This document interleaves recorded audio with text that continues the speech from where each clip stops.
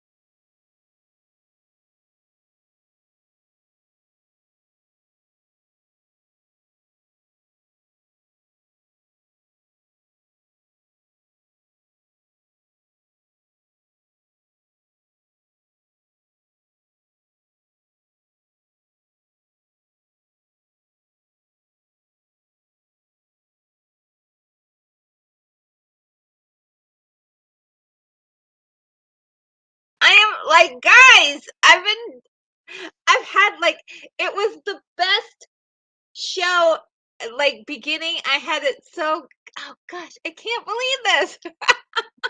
The whole time it was muted. What is what? I'm just having such a, oh, having such a week of it.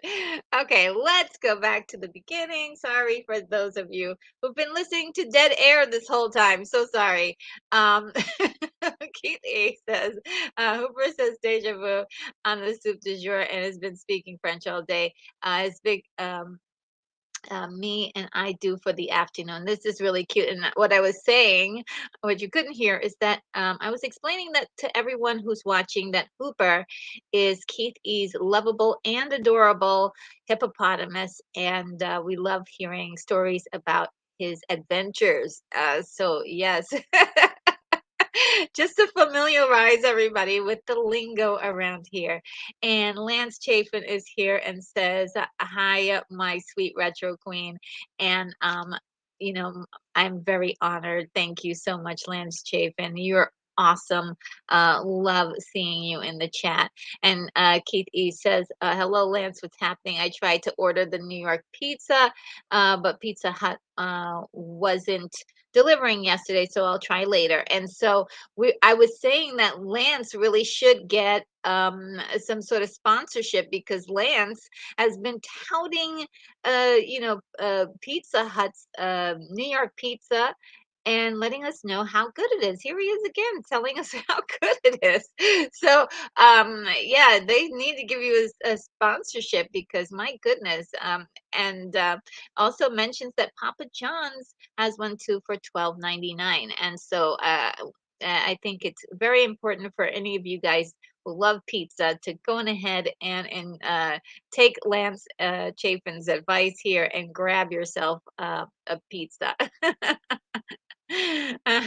And yes, we're Keith E was saying that Friday the delivery companies here were having a hard time over the holidays getting to people.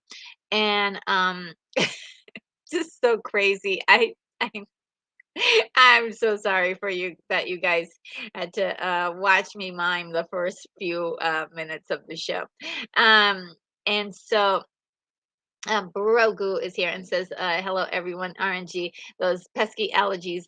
Hope those pesky allergies leave you alone, but they are. Like our subscribers, just can't get enough of you, wretched nerd girl.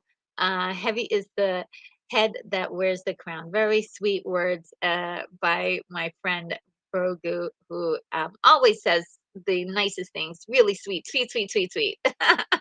Thank you so much. And let's see. Um, let's see if I can zoom down. I'm gonna have to zoom down. Unicorn Rampant Studio is here, and yes, somebody was saying that. Let's see if I can find that. I don't have it, but somebody was saying the Pramati brothers. I had to look that up. The Pramati brothers. Let's see if I can find that. The Pramati brothers, sometimes called Pramati for short, Primanti Brothers, for short, is a chain of sandwich shops in the eastern United States. Since its Pittsburgh founding in 1933, Primanti has become a cultural icon in the region. I had no idea. So, and I was brought up in New York, so we didn't really get that in New York City. So, but I now I get the reference. But Unicorn Rampant Studio says he doesn't like that place. So maybe we should not use that as a term to refer to him. And Keith E says, Brogu, I think the series is getting used to you, if that's possible. I'm not sure where that's linked from. But yes, Unicorn Rampant Studio says, "Happy Friday, everyone." And otherwise than from that, like that little blip there where you guys couldn't hear me. Yes, it's been a really great productive day for me. And it's so weird because I only had like maybe an hour of sleep. I'm just jazzed. I'm just jazzed, everybody. I'm just jazzed. So yeah, it's really been a lot of fun getting things done today. Oh, I did so much. I did a lot last night too. It was just really a productive 24 hours. And Lance Chapin says it's all the usual suspects in here. Yes. Um, and I figured I would give you guys a heads up that I was on my way, because I think maybe that might be a good thing for me to do, to let you guys know that, at least on my end, I'm present, while if any technical problems do come about. And Lance Chavin says, "Hi, RNG, all systems go." Oh, I don't know if you heard that, but I think that's thunder and lightning. Oh boy. Let's hope that the power stays firm for at least a little while we discuss time travel movies. William Blake calls us suspects get around too. I always appreciate Dave Sunstrom's mentioning Lance, Sean Ennis, and Thrash. Yes. Now I don't know.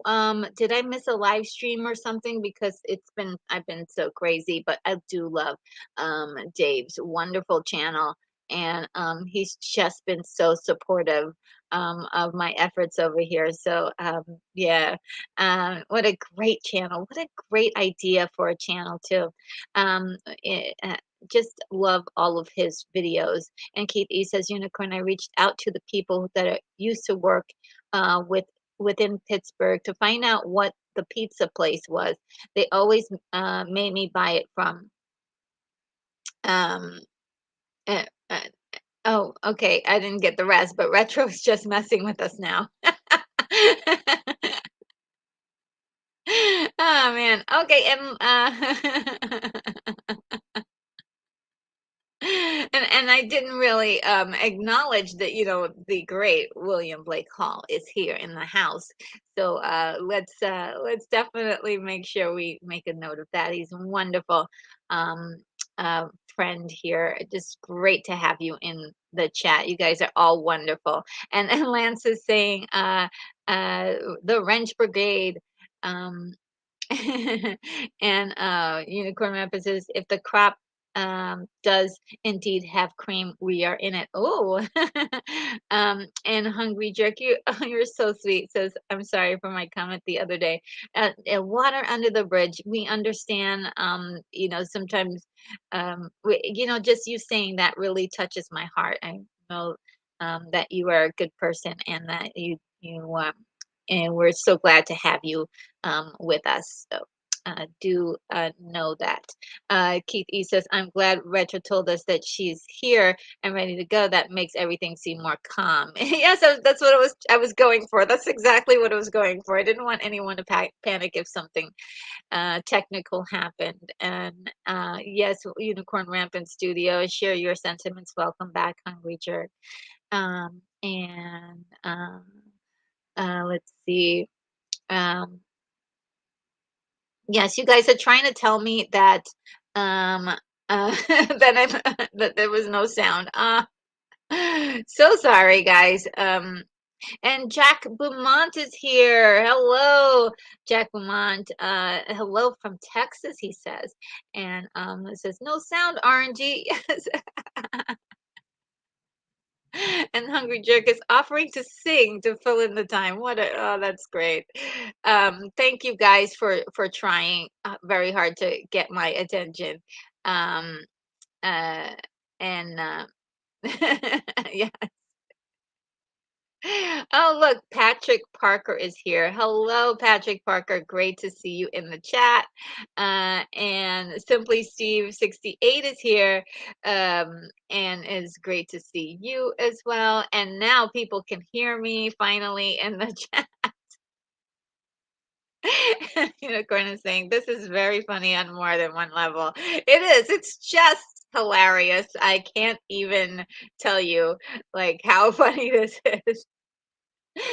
Oh man, and and yes, you guys, William Blake says it's not dead air. You make it look very lively. We're just being clued in what your excitement is all about. You're okay now. Yes, thank you so much. Yeah, I just and live on the same city block as two of the greatest pizzerias in Western Pennsylvania. Pennsylvania. I'm doing all right. Oh, so you've got two pizzerias next to you. Well, there aren't any really cool pizzerias around here, I hate to say. The pizza's not bad though from the region. I think the state that makes the worst pizza for me was that I've ever tasted happens to be Florida. They just ugh, that stuff is gross. Sorry, anybody who lives in Florida. Um, but coming from New York, it was just so weird having that pizza. It was just like, what is this? What is going on here? But everywhere else, it seems to be pretty okay. But New York pizza, I don't know what it is, the flavors you know, it's just really interesting how pizza could taste so different from different places. And Lance Schaefer says, where is Sunbrad been MIA lately? Oh, I know. I don't know. She's probably, it's summertime, and so she's probably out doing fun summer stuff. And 80s made consumer. Hello, all. Happy Friday. Thank you for being here. Happy Friday to you as well. And um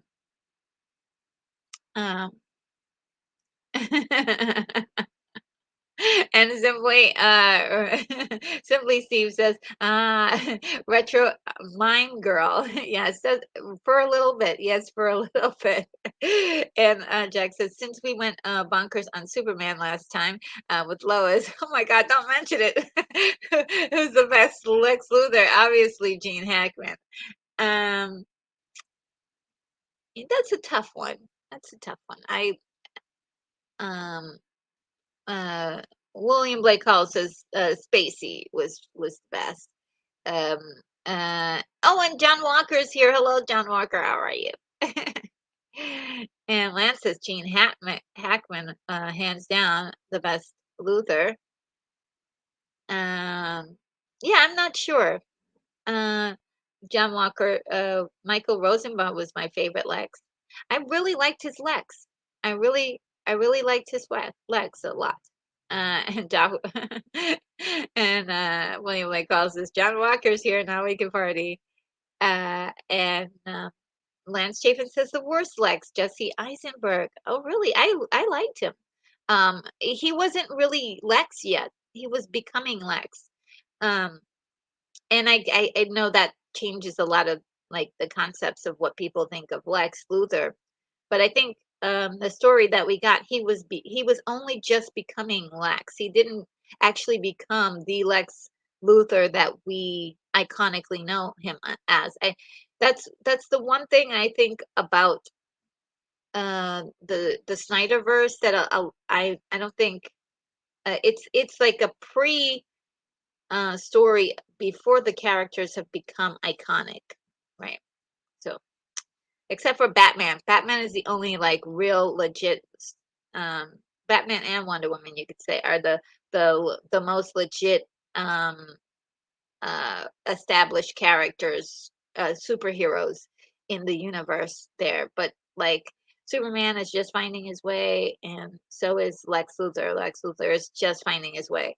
Um to becoming Lex Luthor. So I can't really even say like put it in the same category yet because he never really got a chance to show us like the his final boss level Lex Luthor he was supposed to.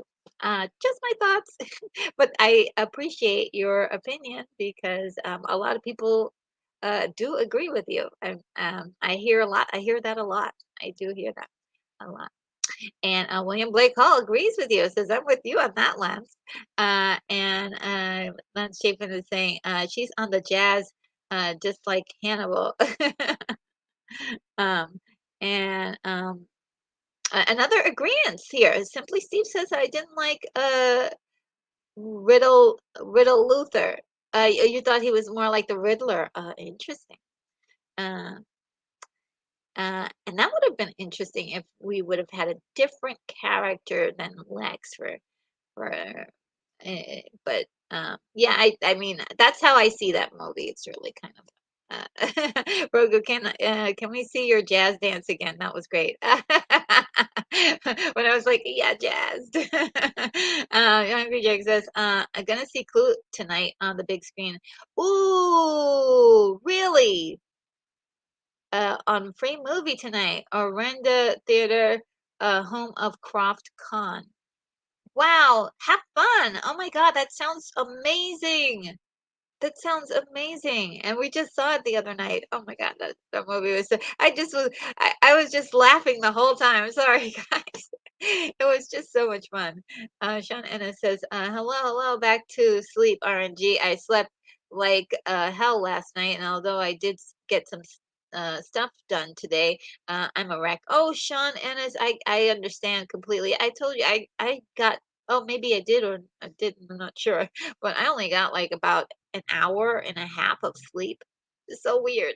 I just couldn't go to sleep, and I'm still like excited, and it just like it sleep wasn't in the cards for me last night. It's just like, okay, we're still going. And Lance says Tracy was on last night, RNG. Oh, was it Tracy Rothmeyers? Um, let me know if that's who we're referring to. Tracy Rothmeyers, I think. 'Cause I think she has a new channel, right? And I think I saw like one episode. Um, um, oh, okay, more. I don't know what Save a Lot. Save a Lot is a okay, has is a chain, has 10 for 10s, a 10 for $10 on their 2 liters, just saying. Okay. We're gonna do some shopping, it looks like. And so you guys are saying hi. Um, Lance, what, 22 liters? Wow. Hungry. I do pizza and Italian food. That's why I'm getting chubby. Oh no. And Shanna says, wow, I'm really behind, am I not? Yes, I am. But I'm catching up. John Walker, Michael's Inside of You interviews. Oh yeah, I like those interviews. They're really good. Michael is very talented, and I really think he should be in more movies. I remember this one movie that he did that was really a small movie called Sorority Boys. It was hilarious. I love that movie so much. It's just makes me chuckle so hard. And yes, Inside of You, great podcast. Yeah, it's doing a great job and proving that there is life after. He may not be getting all the parts in the world, but he's definitely getting, showing that he's a personality. And I wish we had more. Wex Woofer is here and says, Clancy Brown gets my vote for Lex, and this is a thing I know about. Oh, okay. So Clancy Brown is the Lex Luthor on the Superman and Lois show, right? Am I correct in that? I've watched only a few shows, and so I'm not sure. Oh, look, Uller Moore is here. Can I say hi to Brazil? Oh, yes. Hi, Brazil. How are you? Mwah. Great. Oh my goodness. Lance Chapin says, yes, Clancy Brown is a great Lex as well. Oh my God, I have to see his performance. I love that actor anyway, of course. Um, uh, I I think he's wonderful, and he hasn't really gotten his roses, but I think he's just incredible. I mean, who doesn't know of his work or his ability? And I think you know, it's just great that he's being utilized in Hollywood. Um, and oh, can you say hi to SoCal? Hey, hi SoCal. You guys are making me say hi hi to everybody. um, and Shawn Michael and Tom, great combo. Jack says, Miss Clancy as Lex, my loss. Yeah, mine too. Like I really need to find out much more. And Lance Chavin says Michael Ironside as Darkseid. I do remember seeing some the animated, right? I believe seeing a few um shots of him playing that role. And William Blake Hall says we have rewatched the first half of the week of okay, half of the list 3 weeks in a row. I vote that we start today straight away with page M. Yes, William Blake Hall, you and I are on the same page. We're gonna start with M, or we know or is it M? Did we finish? I think we finished M. Um, I will show everybody all of the movies though. I will just show them. I won't. But we're gonna start almost nearly immediately. Because I think we ended with M and now we start with N. Let me know if or is the second page M? Is that what's it? Second page M? We'll get there when really soon it looks like. Shauna says I was hoping for more Clancy Brown part in John Wick 4. Maybe something ended up on the cutting room floor. There was more material there. Oh, I didn't know he was in uh John Wick 4. He's amazing. Uh, yes, Clancy Brown was in Highlander and was amazing. Yes, Kurgan. He played Kurgan. Yes, very formidable enemy. He did play. Keith E says because it's tradition, Sean, to mark me as present. Yes, it's tradition. Sean Innes, I hope that you've marked Keith E as present. He's here. And simply Steve says, "Oof, the adrenaline in is kicking in 1.5 hours of sleep. RNG." Yeah, I mean, I would like to say the adrenaline is kicking in. It's been kicked in the whole time. Crazy. I don't know what's going on. It's weird. It's so weird.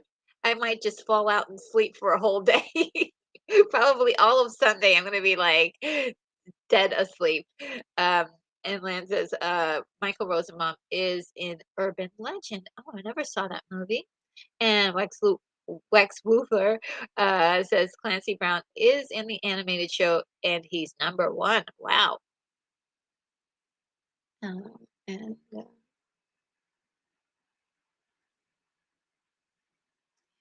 see. And Lance Chafin says, guys, gotta run. See you all for the watch party. Oh, see you then, and have a great time watching your movie, Clue, on the big screen. It's gonna be fantastic. You're gonna have so much fun. Lots of laughs. It's gonna be great. Uh, Shannon says, keep E as you command, present, and Red has the original Philson's voice, a something, hey, something different. And Jack says, Clancy as Red Death on the Venture Brothers. Ooh, I didn't know he did that. Um, and uh, And Sean says, yes, Val, I do watch it. And William Blake Hall says Clancy Brown is in Starship Troopers medic. Yes, and he's the one that gets all the credit at the end. It was great for taking down the big alien queen. It was fantastic. I love seeing him in that. And Simply Steve says, "LOL sounds like Tom Clancy and Dan Brown collab Clancy Brown." Oh, cool. Yeah. Jean Enna says Michael Rosenbaum has a small part uh, in Guardians of the Galaxy 2. They may get their own spin-off movies. Fingers crossed. Oh, cool. That's pretty good. All right. Well, the that is the end of the chat. I caught up with you guys. I'm just going to take a few moments to deal with allergies. They are happening. So just gonna play the video for allergies.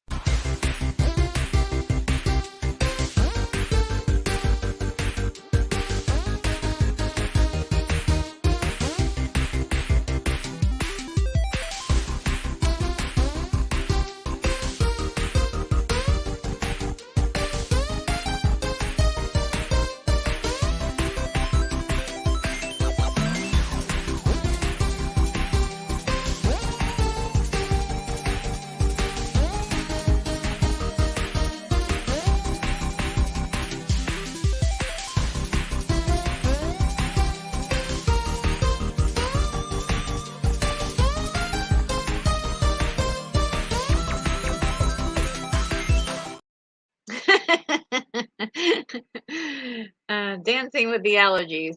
Uh, so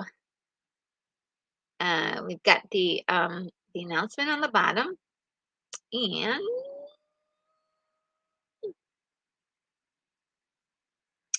let's see.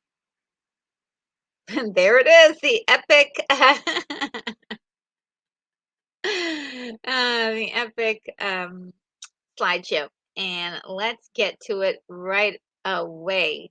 Um, let's see, time travel movies. Okay, so we had all of this we read, um, and we went through all of these. I'm just gonna simply go through them like this. And if you see anything you want to pause on, go ahead and pause on that. But for now, we're just skimming through. We did go through all of these movies. That was the last page. Let's see. And so this is the next one. Um, so, um, and so let's see. And John Anna says M titles. Yeah, I believe I did read off all the M titles. Uh, I believe. Um,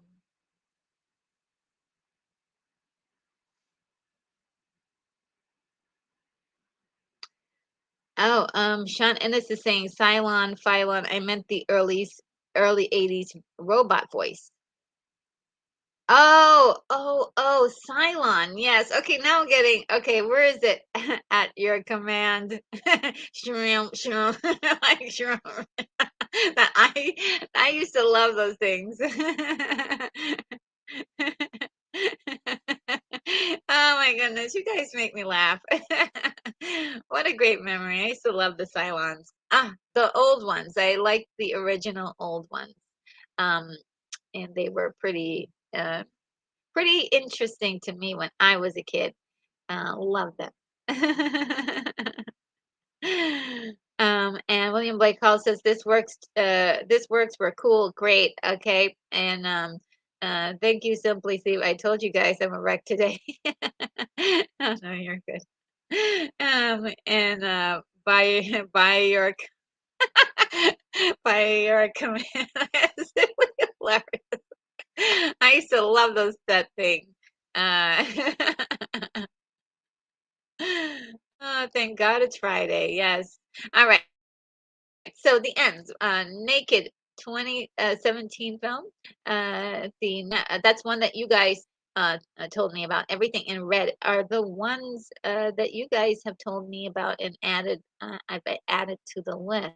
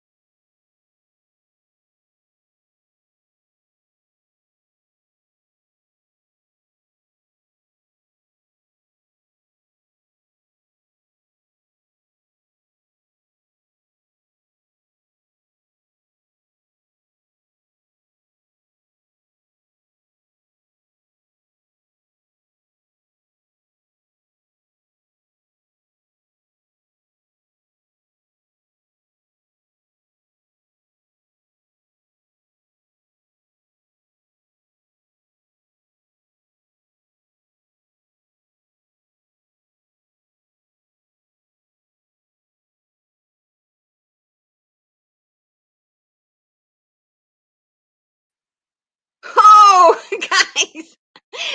Thank you for staying in there. Yeah, we had a huge blackout. And thank goodness that the internet came back on. I hope you guys can hear me. Let me know that you can hear me. Because I can't see anything on my other computers. Oh my God, this is really crazy. What? Let me know that you can hear me. Because that I am on. Yes, okay, great. Oh, that was so scary. That was super, super, super scary, guys. It was like this huge loud noise, and then everything went black. It was just sick. Okay. Yeah, storms. We don't usually get them. Well, in the summertime we do get quite a few storms, but this one was so bad. Yeah, it took out the entire building. And I'm not sure how far it was. Yes! Okay. I was like, oh no, how am I gonna I need to have some way to be able to communicate with you guys when that happens. I tried to use my phone and that didn't work. So yeah. Thank you. Oh my God. Okay, let me go back because it must have looked like I I just froze. Okay. Unicorn, ruh-roh. Oh my God.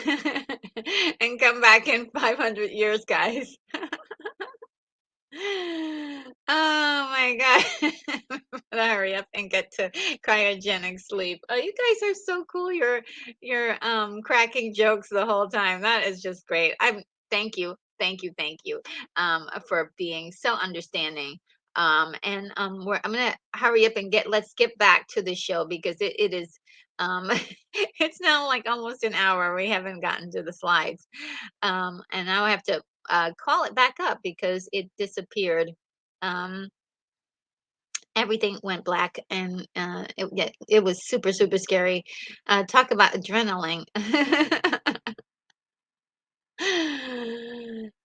Yes, Keith E. Don't get comfortable. You never know what to expect. Alone in the blackness of space, the intrepid crew awaited any further signal from their lost commander. Oh, that's and Muslim says at least you'd bypass all the nuke annihilation. Oh wow.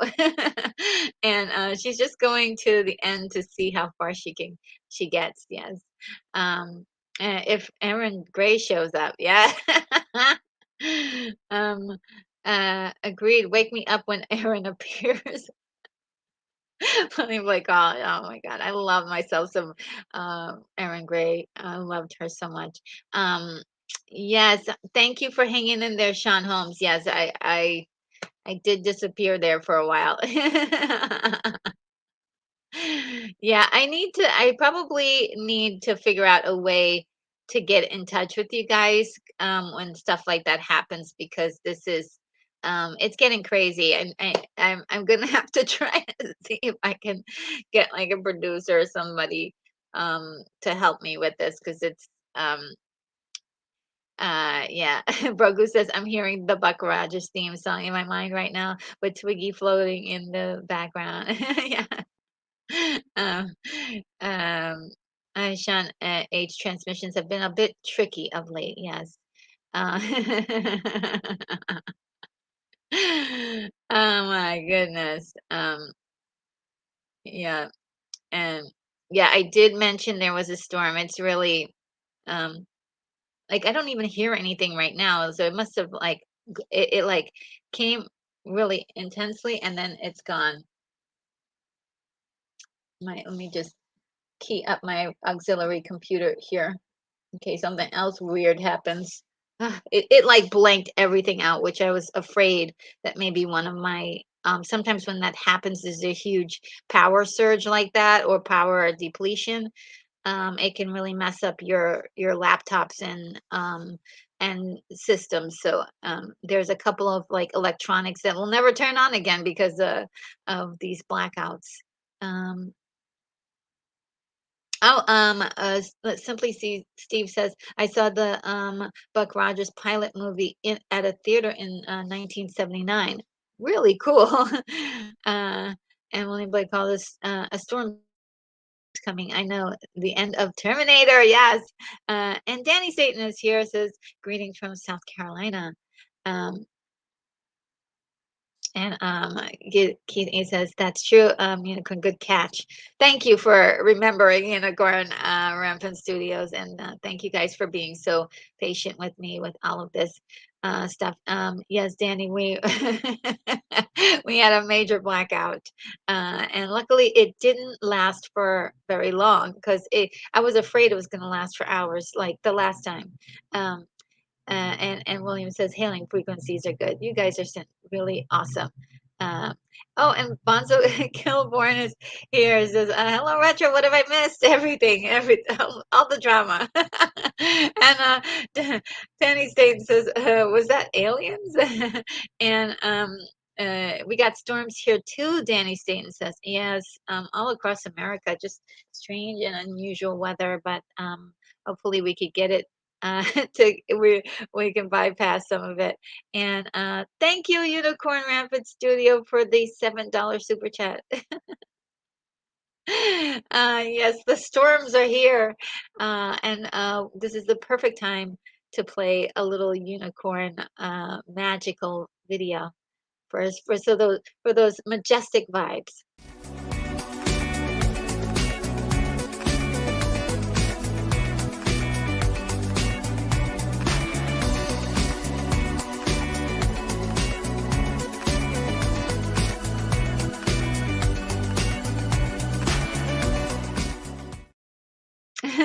Thank you so much. Really appreciate it. It really touches my heart. And William Blake Hall says, "A storm. Are you in the Terran Empire now, like the Trek episode Mirror Mirror?" Ooh, everybody has goatees. Oh yeah, I love that. And Jamaka, you got a backup generator from Doc Brown. Oh yeah. That would be cool. And maybe in the future that could happen. But I think the internet was just off. I didn't have access to internet um, either. And that was the line shared by everybody in this region. So luckily it turned right back on. So hopefully it didn't do any deep damage because sometimes it can do that. And Danny says, I got an original Buck Rogers comic book from with Aaron Gray on the cover. Oh wow, that sounds really cool. Do I have any Buck Rogers? Oh, I was looking for a Buck Rogers comic book because they did do a like a revamp of the character, and I'm not sure, but I think I got an issue of Buck Rogers, or was it Battles? I know I got a couple of Battlestar Galactors because I'm gonna have to share some of the things that I got with you guys in the some of you guys, you members, because that I got like a whole bunch more comic books since the last time I shared with you, and there's a whole nother section of comic books I wanted to share with you guys there. So yeah, it's becoming comic book central in my members chat or my members videos. Um, and Danny Staten is sharing some cool um, link. Says sharing Fat Comic Book Guy 2246 is is he here today? It's on my comic book channel. Oh, that's your comic book channel. Oh no. Okay, so I thought you were two different people. And Simply see space weather. Yes, space weather can be extremely um, uh, frustrating and crazy. I mean, especially when the asteroids come. You don't want to be in the middle of an asteroid storm. And Danny Stan says the sun experienced a corona mass ejection yesterday due to hit Earth. Tonight, devices may be affected, and YouTube is already having troubles, having problems reported. Really? Okay. Thank you so much, Danny. That is very. Oh no. Do you hear it? Ah, go away. Go to the next town. Oh no, no, no. Don't just go away totally. Don't go to the next town. I don't want you to hurt, and interrupt somebody else's live stream. Just disappear. Just rain. Okay, just rain. But you get these storms when there's like competing weather, like extreme hot and cold, and then it creates these storms. But yeah, thank you for letting us know about that, Danny Stain. It's very important information. And Brogu, if you haven't done so, please hit the likes, guys. Thank you, Brogu. That was really sweet of you to remind everyone to hit the like button if they're liking all the chaos. And Unicorn Rapids City is so sparkly. Yes, I do love it so much. It's just magical. Um, and Chaos Gaming Theory is here. Says, "Wow, a viewer that that was magical." And a new viewer that was magical. Yes, I love magical things. And and it says, "Brush my goatee. I'm an ion storm." Oh, cool. Uh-huh. And says, "Haha, nice time to show up." um, welcome. And yep, great to have you in the chat. And oh, look, it's Irene Johnson. Hi, girl. How are you? How are you today? You missed all the drama. And Deadman Walking is here as well. Says, "Hi there. It's the weekend. Yes." um, and Brogu, on the M's, I didn't see the 2008 movie Mega Time Squad. Ooh, I don't. It's not on there, so I'll have to add it to my list. Uh, Mega Time Squad 2018. Okay, I got that on there. We're back on track. Thanks, Brogu, for bringing us back on track. And yep, CME's wreak havoc with electronics. And oh wow, oh wow. William Blake Hall says a fair call. Um, Brogu looks funny.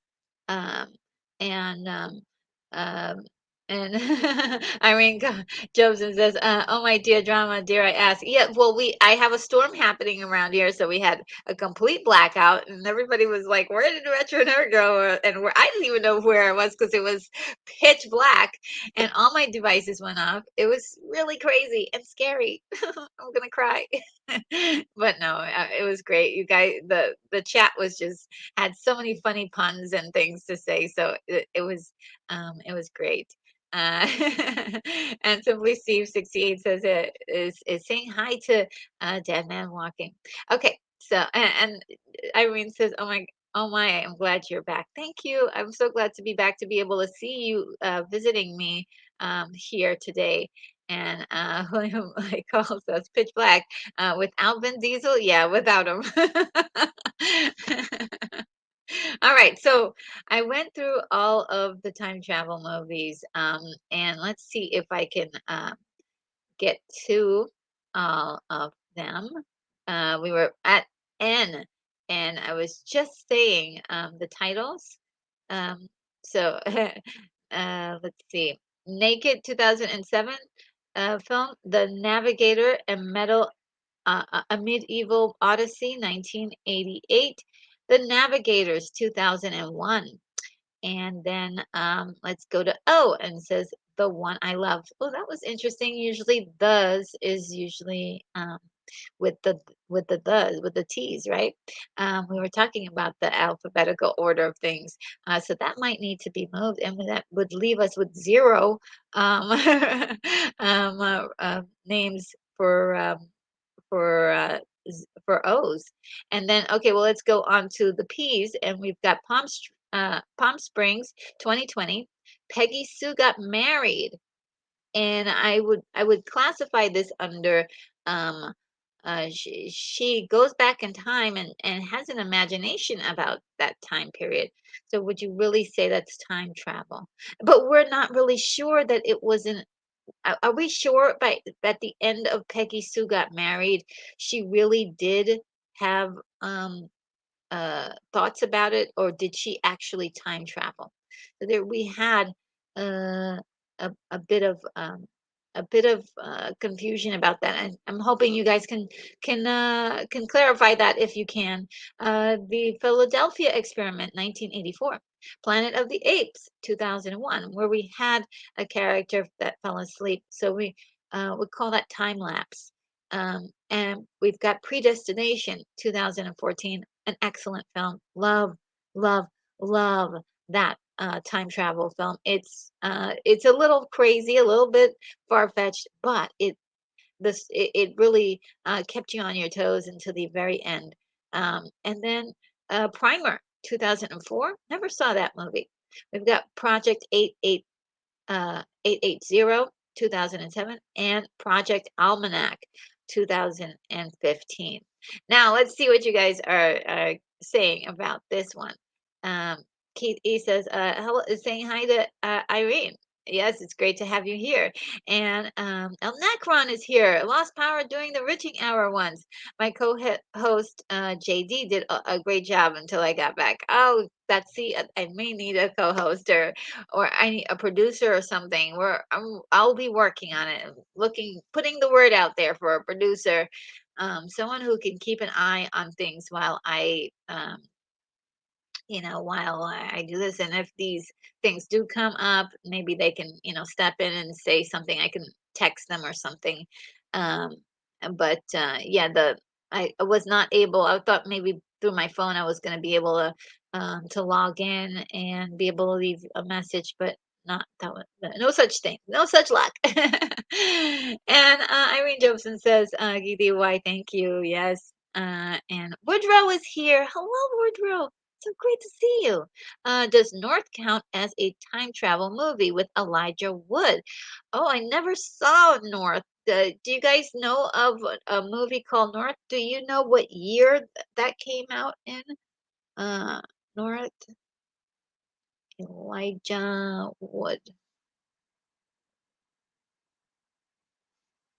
I was hoping that Elijah Wood would be in more movies and projects. He's such a good actor, just underrated. Um, yes, let me know if anybody has any word on North, any comments on if they think North would count as a time travel movie. Or Woodrow, if you have a premise for, where you think, time travel would fit in the story. And Devin, you guys are saying hi to each other. And Irene Jobson is saying, didn't check the topic that we're discussing now. Yeah, it's time travel movies. We're on episode 4, and there's a lot of them. We were trying to go through them. Alphabetical order. And we had some other intellectual type conversations about characters and uh, uh, things to do with time travel, which has been very rewarding.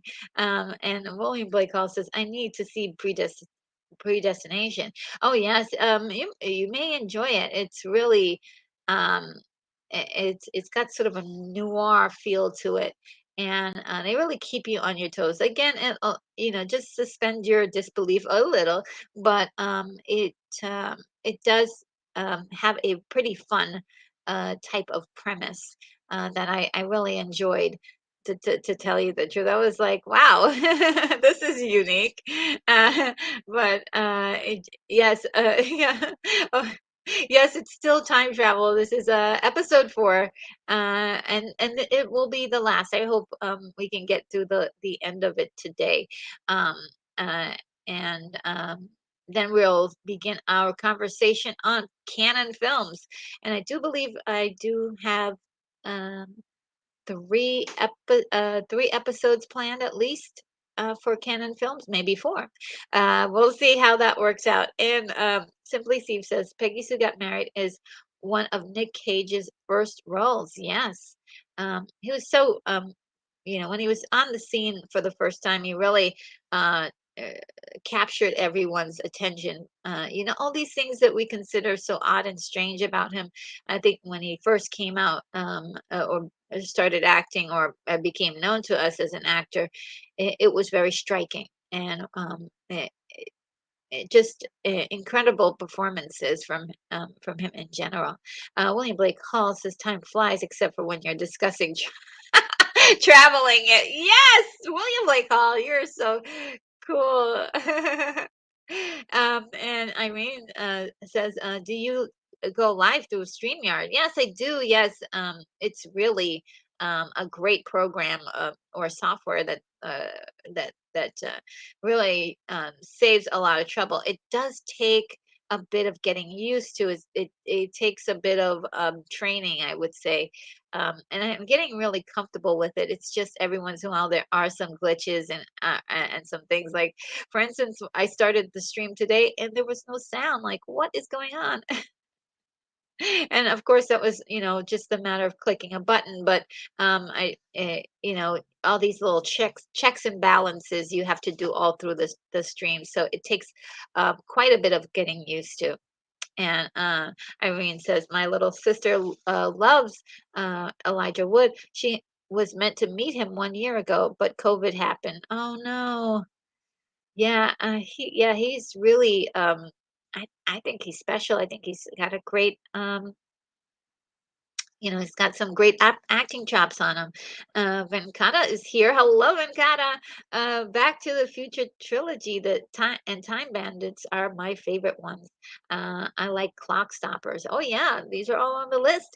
And yes, Clock Stoppers, is like a Disney Channel type movie, and I loved it. It was simple and really um, was like a low budget version with like an update of Back to the Future, but without, it's got like, I would say a lot of the charm, is not as great, but I thought it had something special. And I'm glad they didn't make a whole bunch of clock stopper movies, at least to my knowledge. I don't think I've ever seen them. So that would cheapen the value, but it was fun. It was just fun. And Venkata says there are many on these lists that I have never watched, adding them to my watch list. Oh, cool. Really? That's great. I love that. Any chance to help somebody else find brand new movies that they may have not watched before. And it looks like we're going to need to dive into the archives of movies, because we may not be getting a lot of movies for a good 2 years. It's going to be slim pickings. And William Blake Hall says, rumor has it that people wish themselves into other times than watching North. Um, oh, okay. 1994. Okay. Interesting. Okay. So I'm going to put that on the list then. Oh, the allergies, they're happening, guys. They're happening. Give me a second.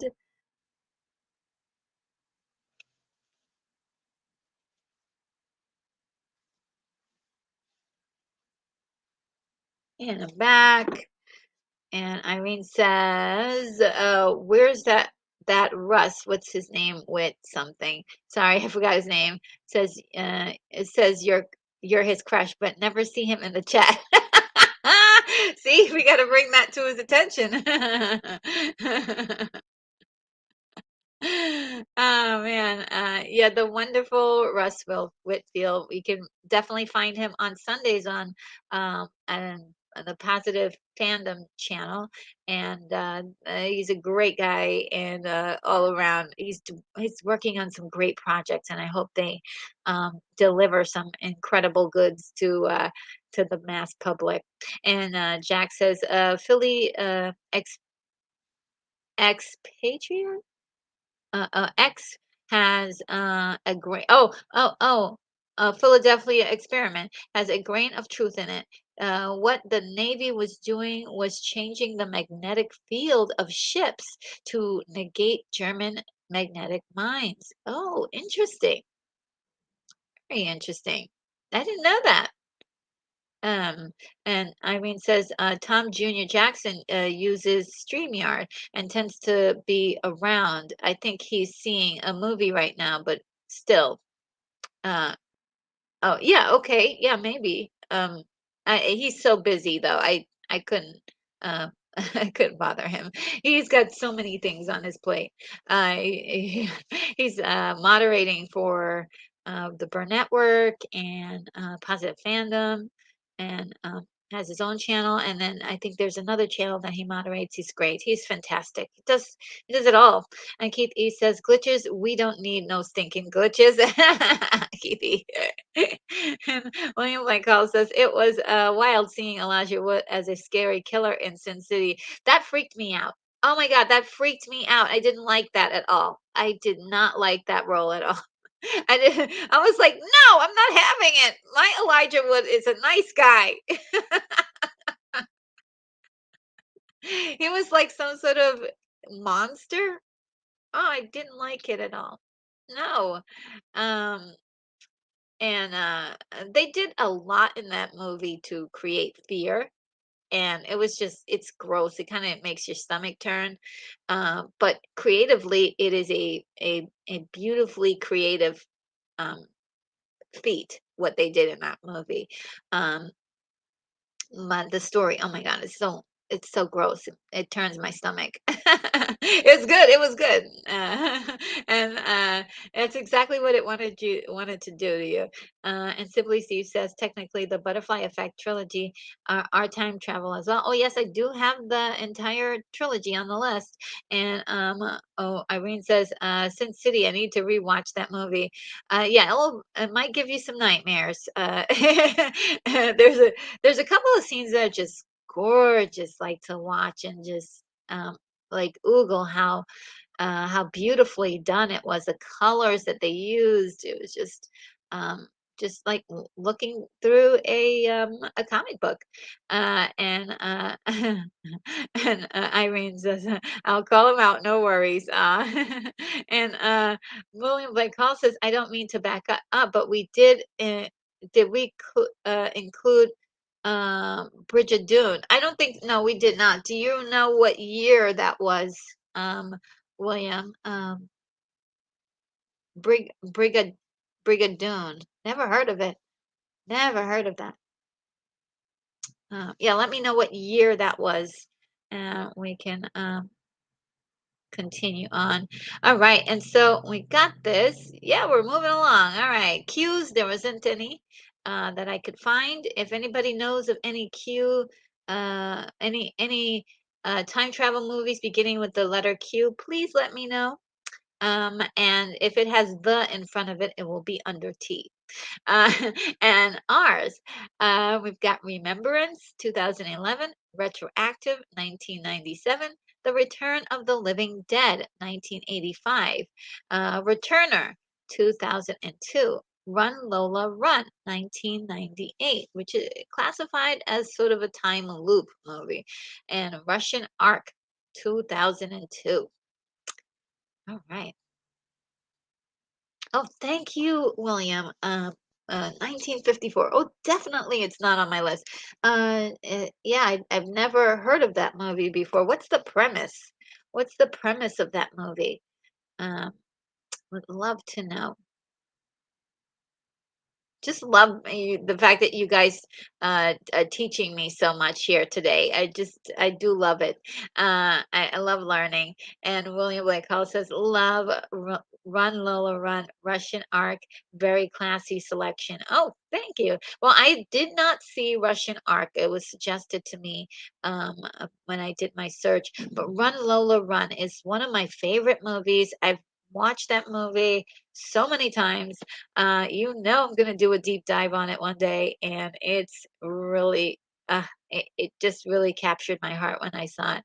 And just the energy, the pacing, everything, was just the colors, it just felt so wonderful to see a movie like that.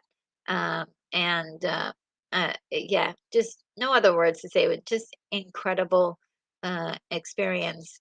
And if anyone's interested in watching Lola Run that hasn't seen it already, just going to give you a warning. it is, I believe it's German, is it? German, and there is some subtitles. So, and but while watching it in the subtitles, you won't, it's not gonna distract you too much. I just loved um the pacing of that movie, and I just hope that it's never remade, or sometimes Hollywood would take a foreign film and make it, um, make it American. They'll, do the whole thing over again, sort of like what they did with La Femme Nikita. And let me just tell you, La Femme Nikita, Point of No Return was still a great movie. It was still awesome, but that original is like, that, yeah. Yeah, and I love the actress in the original. If anybody remembers her name, um, please throw that in the chat. I forgot the name of the actress that it's Anne B, or the last name Bouchard or something. Let me know. Let me know if you guys know. But I know her name. Her first name is Anne, and William Blake Hall says, I think some fabled Scottish place called Bridgedown whooshes through time, existing for only one day every 100 years. Wow, that sounds really cool. Definitely gonna see that. Do they ever go into the future? I really wanna see that. I really wanna see that. Uh, and Jack says, don't zombie films either. Um, but it, I guess he says I don't like or do zombie films either, RNG, but Return of the Living Dead is played as dark comedy and it works. Oh, really? Okay. Maybe I'll take a looky see. A little peeky boo. Because you know how I feel about zombies. Yeah. But yeah, that was suggested to me. Um and it says Run Lola Run is a Tom Tykwer directed movie. Oh really? I'm sorry, I'm not Twyker.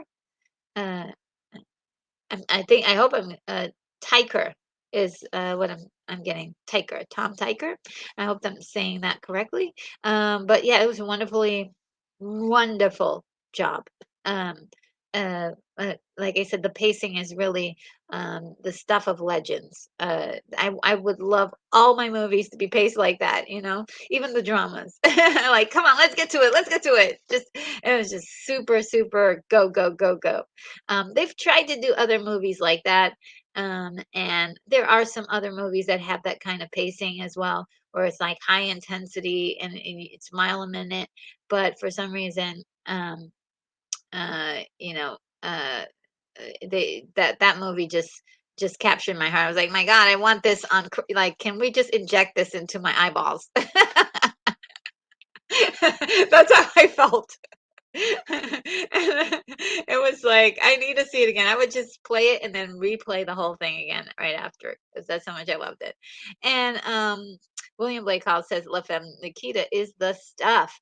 And Perlot, I'm trying to say Paralod. Help me with the pronunciation, guys. Help me. Paralod, I think. She's so beautiful and so amazing. She did this one vampire movie that I absolutely loved. And I think it was called Innocent Blood. And I love that crazy movie. It's schlocky, and it panned by all the critics, but I love that movie. And she was great in it, and I loved her in La Femme Nikita. I think there was even more tension to me when in her version. It was pretty good, but I do like the remake. The English remake was not bad. It was not bad at all. Really had the a lot of the same tension. It's just it didn't they like redid the scenes for scenes exactly. And I was like, well, why didn't you just, why didn't you just get Anne to do the movie again? Like, and like, oh, this is the English version. Um,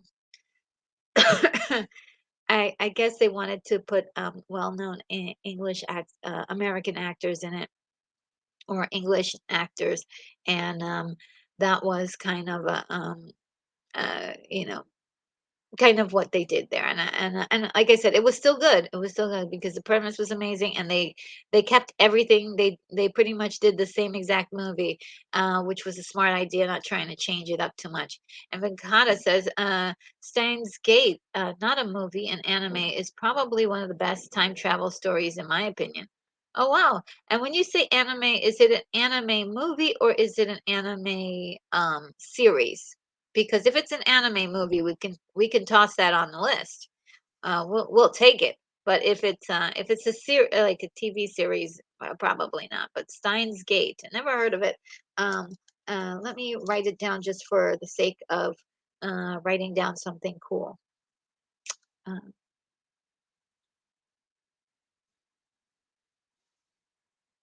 all right. And Sean Ennis says, uh, Frank Potenti. I'm not sure what that is in reference to. Maybe I was asking for something. I'm sorry. I guess I lost the reference. And William Blake Hall says it's a shame losing Frankie early in the Born Supremacy. Oh, is that the director? Um, who is that? Who is Frankie Potine? Oh boy, I'm lost, am I? I'm lost a little. Like El Necron, Return of the Living Dead is great. Zombies and punk rockers. Oh, really? Um, and Franca, slight misspelling. Oh, okay. I'm not sure. And and Janice was saying, oh, she was talking about the lead actress of La Femme Nikita. I thought she was still on Run Lola Run. Oh, okay, that's who Frank Pon, Pon, Potine is. Um, Franca Potine. Oh, Franca Potine is the okay. I'm piecing it together, guys. Is the actress that from Run Lola Run? Got it. We're getting there. We're getting there. William Lake Hall says, I will always have a soft spot for Innocent Blood because it was shot here in my hometown of Pittsburgh. Oh, really? Wow. I'm glad there's another Innocent Blood fan out there because I really liked it. And it just got trashed. I did love the interesting new take that they had on vampires, um, and all of that. I thought it was really cool. Um, uh, and William Blake Hall says we're talking about everything today. And Blood is an underrated film. Agreed. Oh, you like it too. Oh, great. Um, and yes, I'm figuring it all out. I'm figuring it all out. Potine was Lola, and simply Steve. Oof, just checked wiki, and man, that's a big list of time travel related movies and shows, including foreigns. Yes, it is pretty big. Um, and RNG, you were asking for an actress's name. Franca Potine is Lola from Lola Run and the Bourne movies. Oh, she was in the Bourne movies. Oh, I forgot that she was in the Bourne movies, actually. Thank you guys for reminding me about that. Yeah. Yeah, I gotcha. All right, we're moving right along. So the next one is S. Okay, we've got a decent list here. So we've got Safety Not Guaranteed, 2012. Santa Claus Conquers the Martians, 1964. See you in uh, See you in Montevideo, 2014. See you yesterday, 2019. Slaughterhouse-Five, that's one that you guys, mentioned. Um, Somewhere in Time, 1980. Source Code, 2011. The Spaceman and King Arthur, 1979. Um, let's see, all the wow, a lot of Star Trek movies.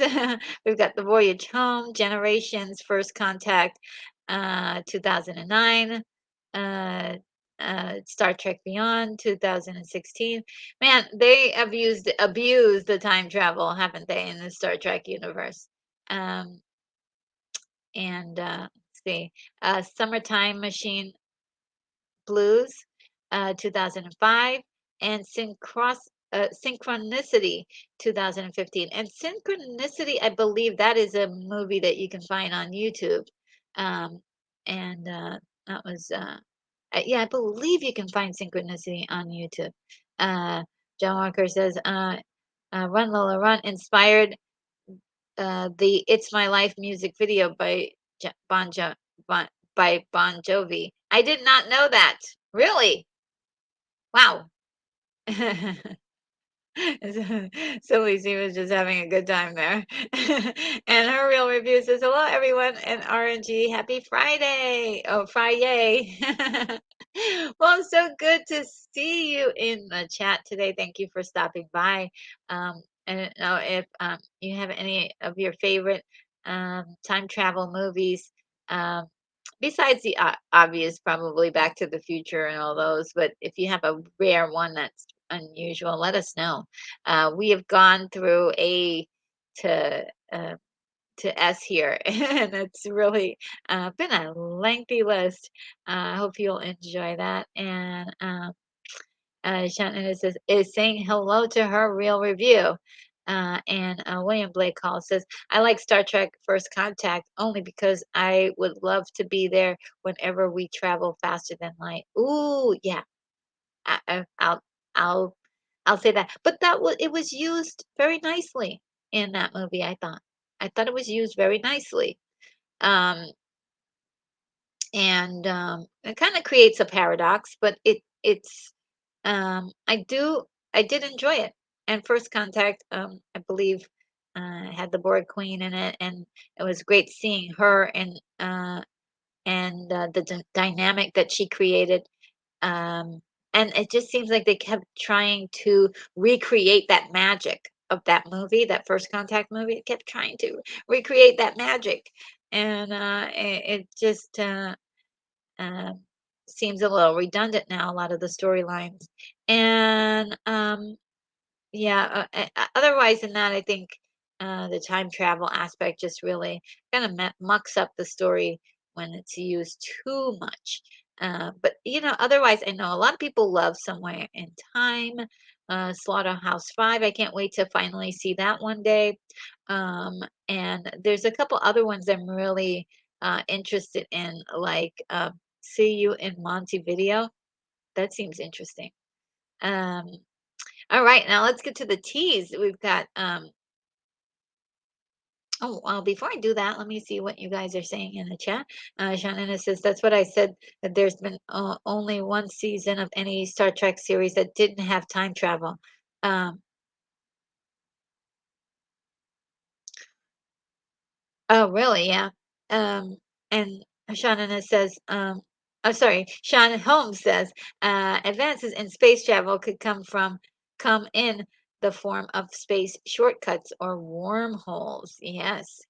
Um, that's true, like ways of like shortening the distance between two places, two locations. Um, and Simply Steve says, yes, Alex Craig was good as the Borg Queen. Wasn't she fantastic? And revealed so much about a brand new character, really, that we were just getting into and we were just starting to learn about. And I think the Borg Queen has been overdone now. The fear that she brought in her performance, and now it's just a like, okay, we need a Borg Queen to spicing up the story. Uh, well, create a new evil out there that is looming on the universe. Please create something new. Ugh. And then, right? It just like create a creature or a thing that is so bad that even the Borgs are afraid of it. Come on, do it. Do it. I'm like the evil emperor, like, do it. Like, come on, let's do it. Let's do it. I mean, we gotta, let's get out of that. We're in a loop, a time loop of the same storylines over and over and over again. The biggest bad that we've got out there is the Borg. We gotta get the Borg and the Borg and the, like, let's get away from the Borgs. They're chopped liver compared to this next new evil. Uh, you know, they freak out the Borgs. The Borgs are trying to join forces with they're like, hey, we need to work together in order to get rid of this evil. I mean, come on, God, like somebody write something spicy for me. Ah, Shaq says Star Trek, the one with the whales, breaks so many time travel rules. Oh yes, Scotty gives a formula away. Bones cures diabetes, and they bring the whale lady home. Yeah, that was one of my issues with that movie. But you know, I forgave it for all of the other things that it brought. Um, uh, and it was nice to see everybody together. So I did forgive it for. I did suspend my disbelief for a few things. But you do get a couple of passes, but then you've got to start writing better. Brogo says, I don't see 2009 Synchronic starring Anthony Mackie and from Captain America and the Winter Soldier. I did not know about this movie. I'm writing it down. And Brogu, can you just gently tell us what the premise is of this movie? Just a brief synopsis. Oh, look, it's Moonbeam 87. Hello there. How are you? Okay, you've got Star Trek 5, the first the first three Terminator films. Yes. There's a lot of other Terminator Terminator. Um, and Steve's happy little tree says space is fake. Some people believe that. Yes, yes, they do. But in my little universe, it's real. And Moonbeam 87 says, Back to the Future. Obviously, both the Time Machine 1960 and 2002. Um,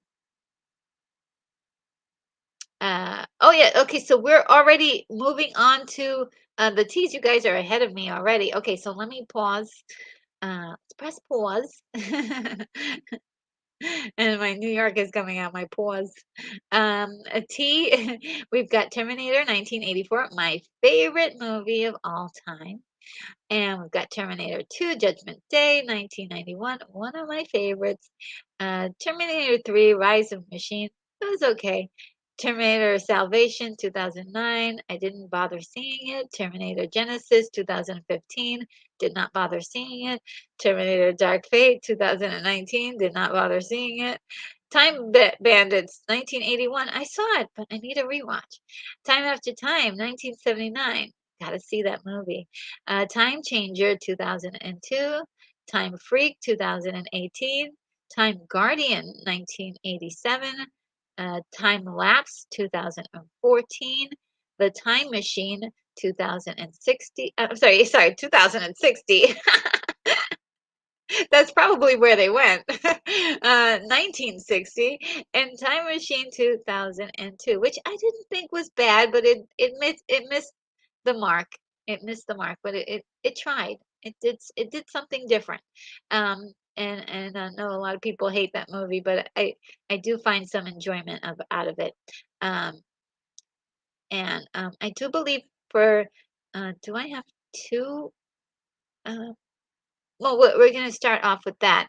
And so, Moonbeam already talked about the time machine, and John Walker uh, says how Jack Scotty says, how do we know that this guy isn't didn't invent the thing? I'm kind of lost. Oh, is that a line from somewhere? When William Blake Hall says, "Time after time" is great. H.G. Wells versus Jack the Ripper in the 20th century San Francisco. That sounds so good. I really want to see that. And it's possible I may have seen it, but I really need to see it again if that's true. To really solidify that. And Steve's happy little tree says, so-called outer space is Jesuit Freemason. Okay, oh boy, wow. Well, it sounds like an interesting premise there. Earth is a motionless firmament covered ream. Interesting. I won't say that you're wrong because I don't know. Nobody seems to know. And Al says, I read a Star Trek novel years ago where the Doomsday machines were created to fight the Borgs. It was pretty wild. Uh, oh, really?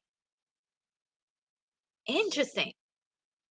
Why are the novels outdoing the why like who did like who do I have to like what? That sounds really awesome. I think a lot of times too they don't want to pay the authors. And that's why they don't go for the novels.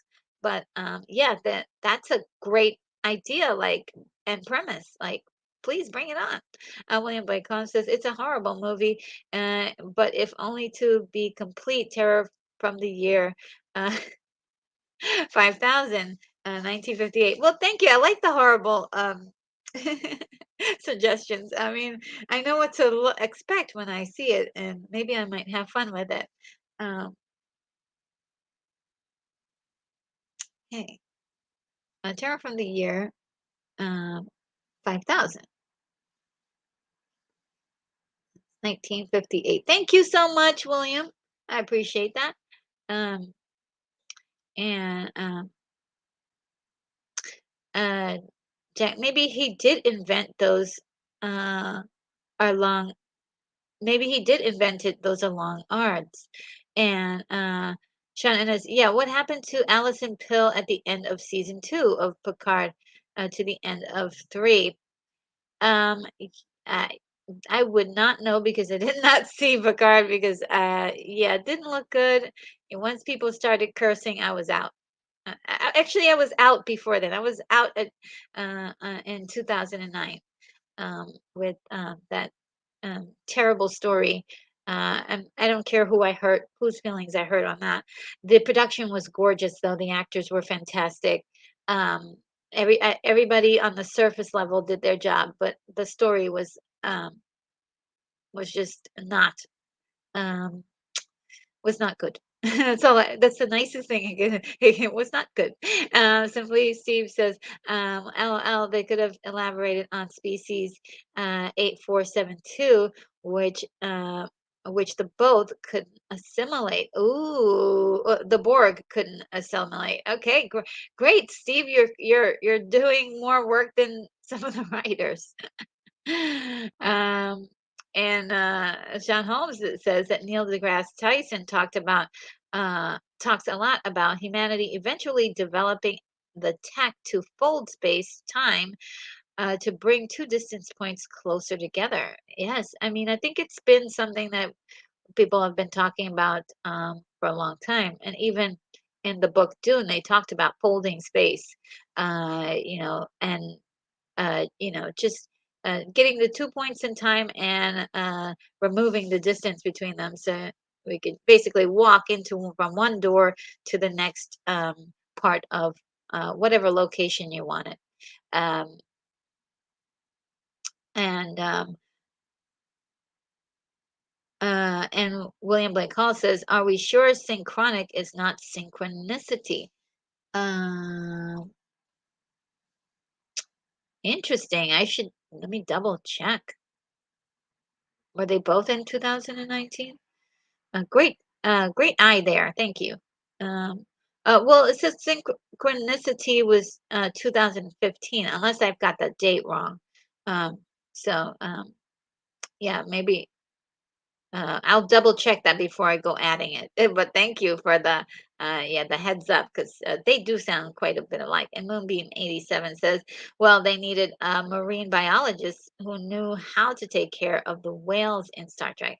Um, for yeah, they did. And they did find her, I think. Yep, she was there. She stayed with the ship. And Ignite Writers Studios is here and says, no more Terminator movies. Let the poor man rest. So you're, and also you're very pretty. Thank you so much, Ignite Right Studios. That's really sweet of you. Great to have you on board with this conversation. And yeah, Terminator movies. Yeah, they. After the third one, I was like, yeah, they're going down a path I cannot follow. Like, you're going down a path I cannot follow. Yes, yes, yes, yes. And that's when I was choked out and passed out because they just kept going. They went for it, and it was a glorious decline into, um, I don't know what you would call it, but yeah, none of those things really looked appealing to me. I didn't bother. Um, but I almost wanted, was it Dark Fate or was it Genesis? One of them I almost wanted to go see because they brought back the old characters.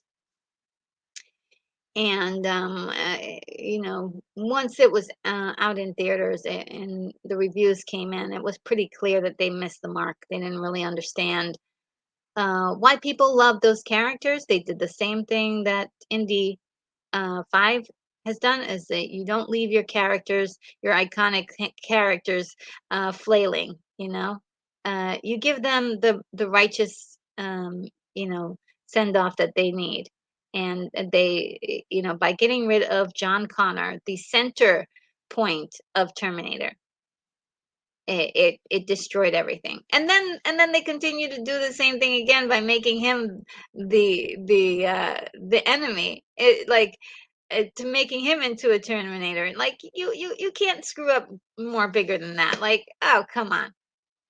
So that means the first Terminator, they were basically saving the life of somebody who was going to turn around and become uh you know try to destroy the world. Like, come on. Ugh. I mean, wow, this really makes me angry. And they thought they were blowing everybody's mind. They were like, "Yeah, we're gonna blow their mind." They just ruined the legacy. So I choose to acknowledge that only um, three Terminator movies exist. Sorry, I went on a rampage there. Sorry, guys, I went on a rampage. I do love the Terminator very much, so that's why I'm so protective of it. And the second one was just so darling, and they were on the right track. They were on the and they just veered into a wrong ditch somewhere. And Moonbeam 87 says, "Oh, good, you've got Time Bandits, one of my favorites." Oh, yes. It is a classic, isn't it? It is a classic, and hopefully I will be diving into that movie in the future. Oh my God, I've talked so much that I'm 9 minutes behind. Okay, I'm going to catch up with you guys. William Blake Hall says marine biologist, Star Trek 4 should have hired George Costanza from Seinfeld. Moonbeam 87 says, well, I like the time machine in Simon Wells' version. It looks like it could exist. Yeah, I mean, it's very interesting. Oh boy, allergies are also attacking at the same time. Um, Jack says Time Bandits was so good. I saw it twice in the theater. Oh, cool. Only Star Wars beat that. And Simply Steve says RNG, the line is about transparent aluminum um, in Star Trek IV. Oh, okay. And it says, I was reading an article recently that said Eddie Murphy was originally slated to be in that Star Trek movie, but when the money issues forced his departure, Catherine Hicks' role was created to replace. Okay, it's probably a good idea because sometimes adding too much comedy into something can be jarring, especially when you were dealing with life and death situations. So I think maybe that was a good universe call. Like the universe stepped in and said, "Oh, heck no." And we're not going out like that. And so Brogu says paramedics are sent to a series of accidents. Steve stumbles upon a terrifying truth about the supposed psychedelic that will change everything he knows about reality and the time flow of time itself. Okay. And this is from which movie is this from? Uh, uh, I'm kind of lost which movie it's from. Let me see if I can back it up and see where your last comment. Uh, oh, 2009's Synchronic. Okay. Starring Anthony Mackie. Okay, yep, yep. Oh, okay. So yeah, these are definitely two different movies because synchronicity is I think it's dealing more with like um there's like clones, I believe, if I'm not mistaken. And the lead is definitely not Anthony Mackie. Keithy says, William, a true hole in one by George Costanza. And Ignite writes, Studio says, if they introduce time travel to Star Wars, I'm out. Oh my God, please. Yes. Well, man, I hate to say it, but they there might be something that happens like that. In the Ahsoka show. I, I'm not giving anything away because I haven't seen it. But there's something in the lore to do with the time that's. I mean, maybe somebody in the audience knows like what that is, but it's like a place where you can visit different time periods. Sorry, Ignite Rights Studios. I think it's gonna happen, or maybe it's already happened. Um, and so, sorry to bring bad news. Sean Holmes says, I think the folding space uh, travel light years seems safer than moving at light speed, since some theorize moving at light speed could push people thousands of years into the future. Ooh, yeah. I mean, like, imagine if you are um, going into light speed and then you just suddenly age thousands of years. Of course, you're going to be bones and dust, probably. I mean, that's probably what the real happening of such an act would do would probably just make you disintegrate as you travel millions of uh, miles into the future, um, and you're still aging as normal. Would How would you be able to preserve your age as that is happening? That's the true question. So that would mean that there must be something biological that's keeping you uh, from aging away as the light speed is happening. That would be the only way to do it. Um, and that I'm thinking off the cuff here. I don't know. I'm not a scientist guy. I'm just I'm just having fun. But I love these theories. I love talking this nerdy stuff with you guys. And Janana says, it's intriguing. Oh my god. Um, uh, and let's see, idea. Um, Brogus says, I don't see 1984's Time Traveler.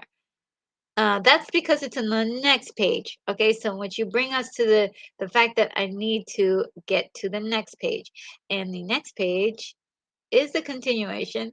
We've got Time Renegades 2016, Time Boys 2016, Time Trap 2017, The Time Travelers 1964, The Time Travelers 1976, The Time Traveler's Wife 2009, Time Traveling Bong 2016. That must be funny. The Time Travel Matter 2012. Time Trip, The Curse of the Viking Witch 2009. A Time Cop 1994. Time Cop 2, The Berlin Decision 2003. Time Crimes 2007. Timeline 2003. Time Rider, The Adventure of Lyle Swain, 1982, and Triangle, 2009. And I'm just thinking of a movie right now. I think it's, I can't remember. I know it says it's Merlin something. And it's starring Tia Carrere. Right?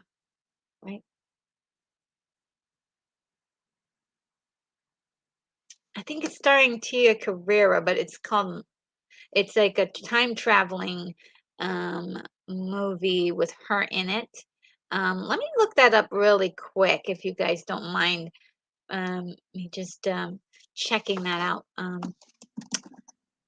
Yeah, Carrera. And there's a movie called Merlin something.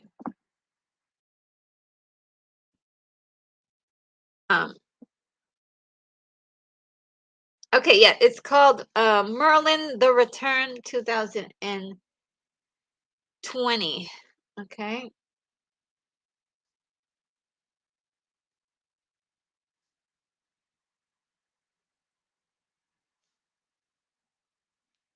Let me see, 2000, sorry, 2000. It was in the year 2000. Very low budget film that is kind of a little bit of um a little funny. It's a little it's a little silly to be honest. Okay, so Jack says Eddie Murphy, that would not work. Kirk needed a woman as a counterpart. Yeah, I think it worked perfectly to have her there because yeah, she's a woman, a little love story, and also it's like I said, we're talking about a serious matter, so um it's kind of nice that they didn't go that route.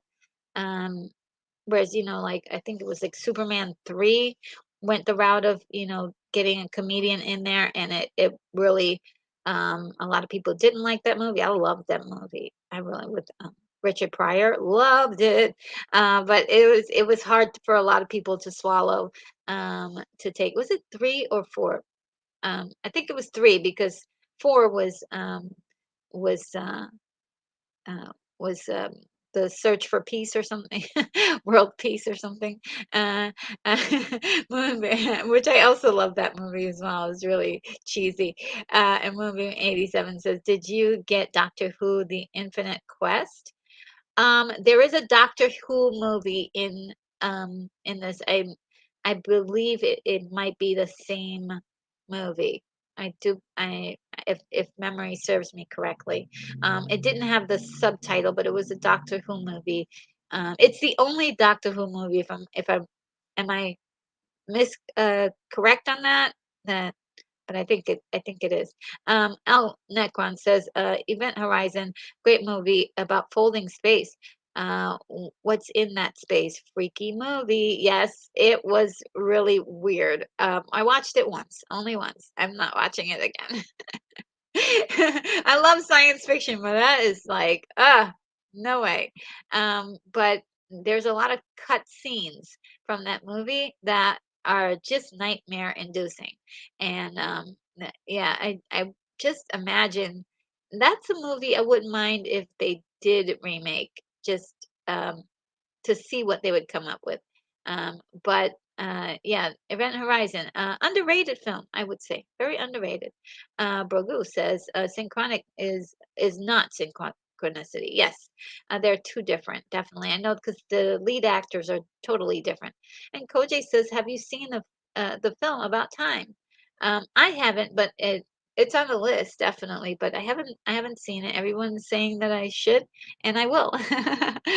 And by the way, how are you, Koje? I hope you're doing well.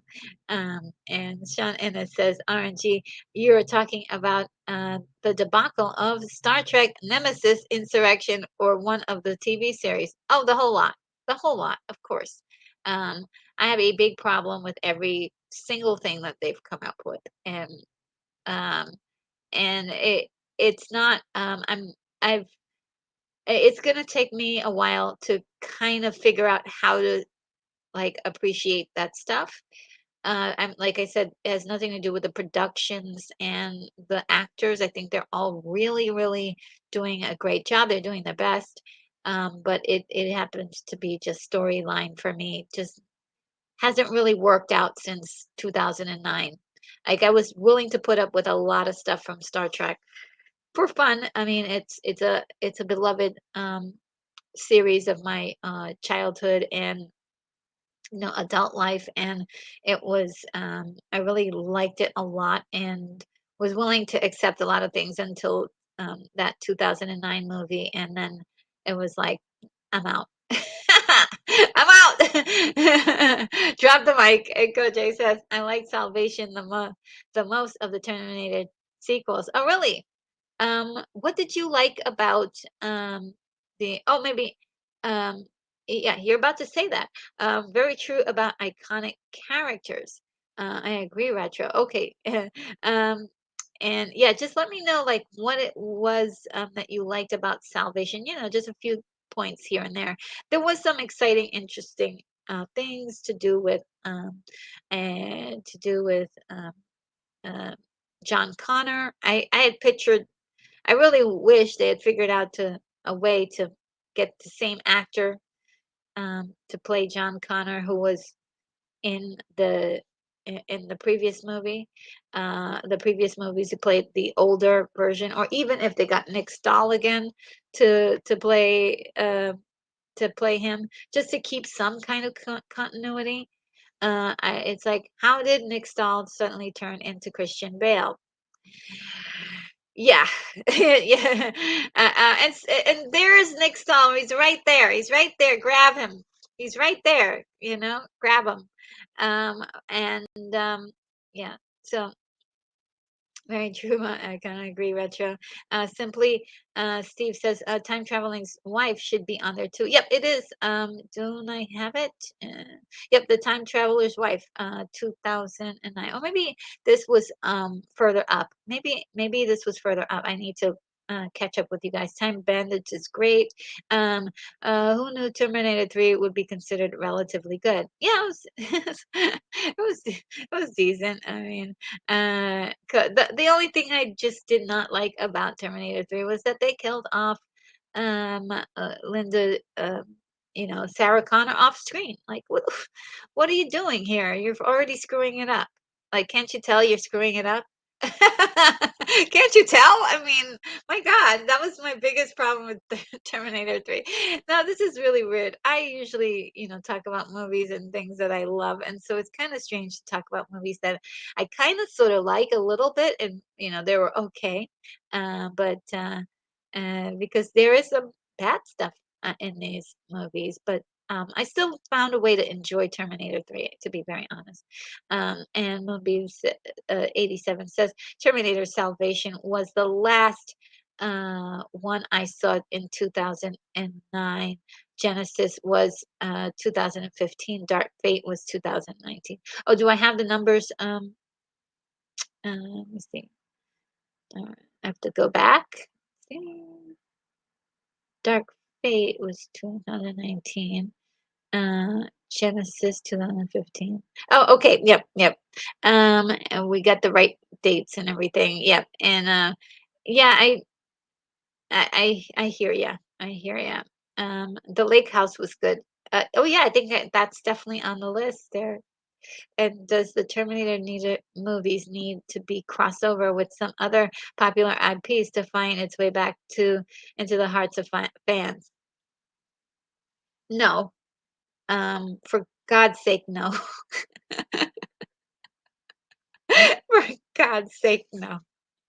Um, what needs to happen with Terminator is we need a rest from it for a while.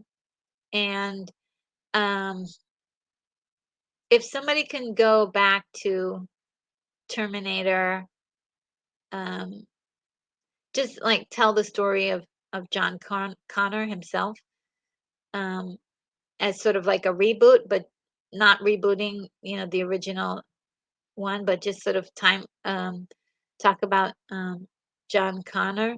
That might work. That might work because Connor is like is the center point. You can't. They keep killing him off. We need that guy. He's the future. He's the future of the franchise, and they killed him off twice. Like, what are you doing? Like, what? What? This is your guy. Um, I can't. I'm sorry. You guys are. I'm gonna break. This is really crazy. Keith E says, "Put the Terminator on your thumbnail, and that would drive about 300 more views, like Superman." Oh, okay. Well, I maybe that's what I should do. I should change my thumbnail. I will. I will, Keith E. Keith E, great advice. Jack says, "Watch your time machine review the other day. Great job for a great film." Thank you so much, Jack. Yeah, I really love that review, and I really love that movie. The watch party was pretty awesome for it too. So I hope you get a chance. Were you there that night? It was really fun. V is here and says, "Did you have Camille Rewinds or Happy as Lazaro on your list? Great channel." Oh, thank you for that comment. Um, no, are these okay? So V, I have a good question for you. Are these movies or are they TV shows? Because we're only doing movies. Um, because I've never heard of these before and they didn't show up. So let me know if these are movies. I will add them. Camille Rewinds and Happy as Lazaro. Never, yeah, never heard of them. That sound if so, I'm going to add them. John Walker says, Sean, there's a good video. There was a video game called RoboCop versus Terminator from back in the day. Oh gosh, yeah, I probably saw it and just turned away. And Koje says time travel is in Star Wars. That's Star Wars Rebels and why we have Ahsoka back. Yes, yes, yes. Okay, so I was right. I'm so sorry about that. Yeah, they did bring time travel into Star Wars, sadly. But we do like Ahsoka. She's a pretty good character, and looking forward to the show. Just not sure what their future plans are for her because at some point we've got to um, we've got to figure out something permanent for her because you can't live forever unless she's a Highlander. We just don't know it. Chaos Gaming Theory says technically Star Wars was hyperdrives, so light speed, uh, so time travel to get across the universe without aging. uh, yeah, I mean, yeah, without aging or without it messing with your body at all, because you're going so fast. You've got to have some sort of biological stabilizer. So that's all that I'm thinking. Trying to think it through logically and and coming up with some weird stuff. And Moonbeam 87 says, "Yeah, I think I saw time travel or interstellar travel involving Ahsoka Tano." Yes, and Koji says Ahsoka being in a Mandalorian makes the time travel in Rebels canon. Yeah, and William Blake calls this traveling close to the speed of light is more than like a fountain of youth. You would age less and less the faster you go. The constraint of is that the energy needed to sustain is that as needed to sustain that is insane. Interesting. Because I would think like if you're moving that fast, it's got to do something to you physiologically. Like it's got to mess with your body, your organs, like throw things in the wrong spot. Um, because even people who have been in space for a long time, their physical bodies start changing because of the weightlessness. So I'm fascinated by all this. I like that theory though. And Koji says in Babylon 5, they had a device to protect the time traveler from time effects, which would affect your aging from aging too fast to death while time traveling. Interesting. And Koji says, "Woo, time travel." Time Cop. Yes, Time Cop is like one of my favorite movies. It is really, I love that movie. To be honest, I didn't see the other Time Cops, but the first one was pretty entertaining. And William Blake Hall says, "Thank you for the Time Travelers 1964. You gotta see it. You won't regret it." Okay, yes, for sure. It is. It is. I may even have copy if I'm not sure. I can take a look at. And Moonbeam 87 says she's just a retro nerdy girl, like the name says, retro nerd girl. A girl who's retro and nerdy, right? It's true. John, and his retro and RNG is not a scientist, but she's in a spaceship with tinfoil shirt, all the hallmarks. Yes. And Brogu says, I don't see 1984's The Time Traveler, an astronaut's widow, Adrienne Barbeau, and her young son, Jeremy Litt, meet a stranger, Kier Dulia, from the future on a Greek island. I don't have that movie. Thank you. It is called The Time Travelers and time traveler and astronaut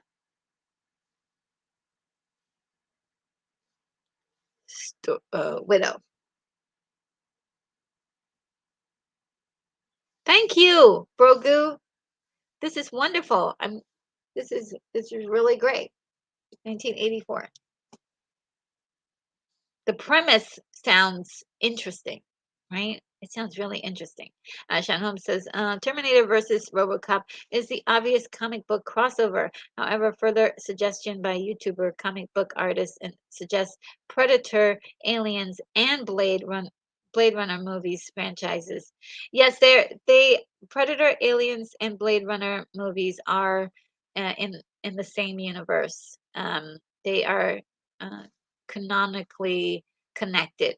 And I think that's pretty darn cool, if you ask me. It works. It works. And the thing is that all of these universes, um, they play with each other well.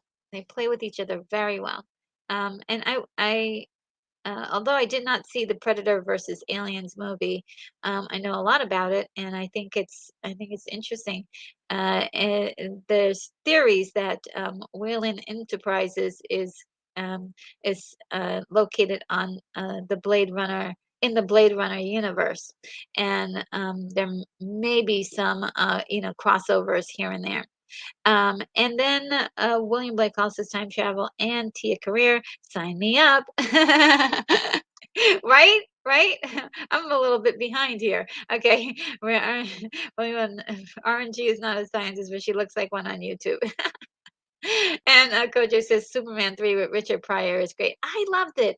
And the whole computer monster at the end, I loved that. I loved it. Yes. Okay. Yes. I'm way behind. And Jack says Richard Pryor knocked it out of the park for Superman 3. Yeah. I mean, I know a lot of people who despise that movie because of the comedy. Um, and for me, I enjoyed it. It was a proper progression for me where we got the first Superman that was, really great, and then we had the second one which was darker, and then we went to this really light, fun um, thing. And as I was getting older, I it worked perfect for me. And V says, maybe it's not on T, but I really like the jacket when I saw it. Oh, thank you. I'm not sure if it's my jacket you're talking about. I think so. Um, and Sean Holmes says Aliens and Terminator were largely mentioned by YouTubers for a possible crossover since James Cameron worked on both movies. Yes, yes, yes, yes. And um, that's what I've heard, but I really hope they don't do that. I hope they just leave it alone because if you do that, Earth is supposed to be in cinders uh, in um, in the future um, for Terminator. So and Skynet is operating everything all over the globe.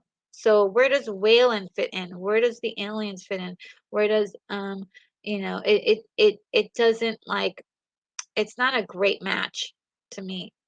But Aliens, Predator, Aliens, Blade Runner. Ah, I think Aliens, Blade Runner, excellent.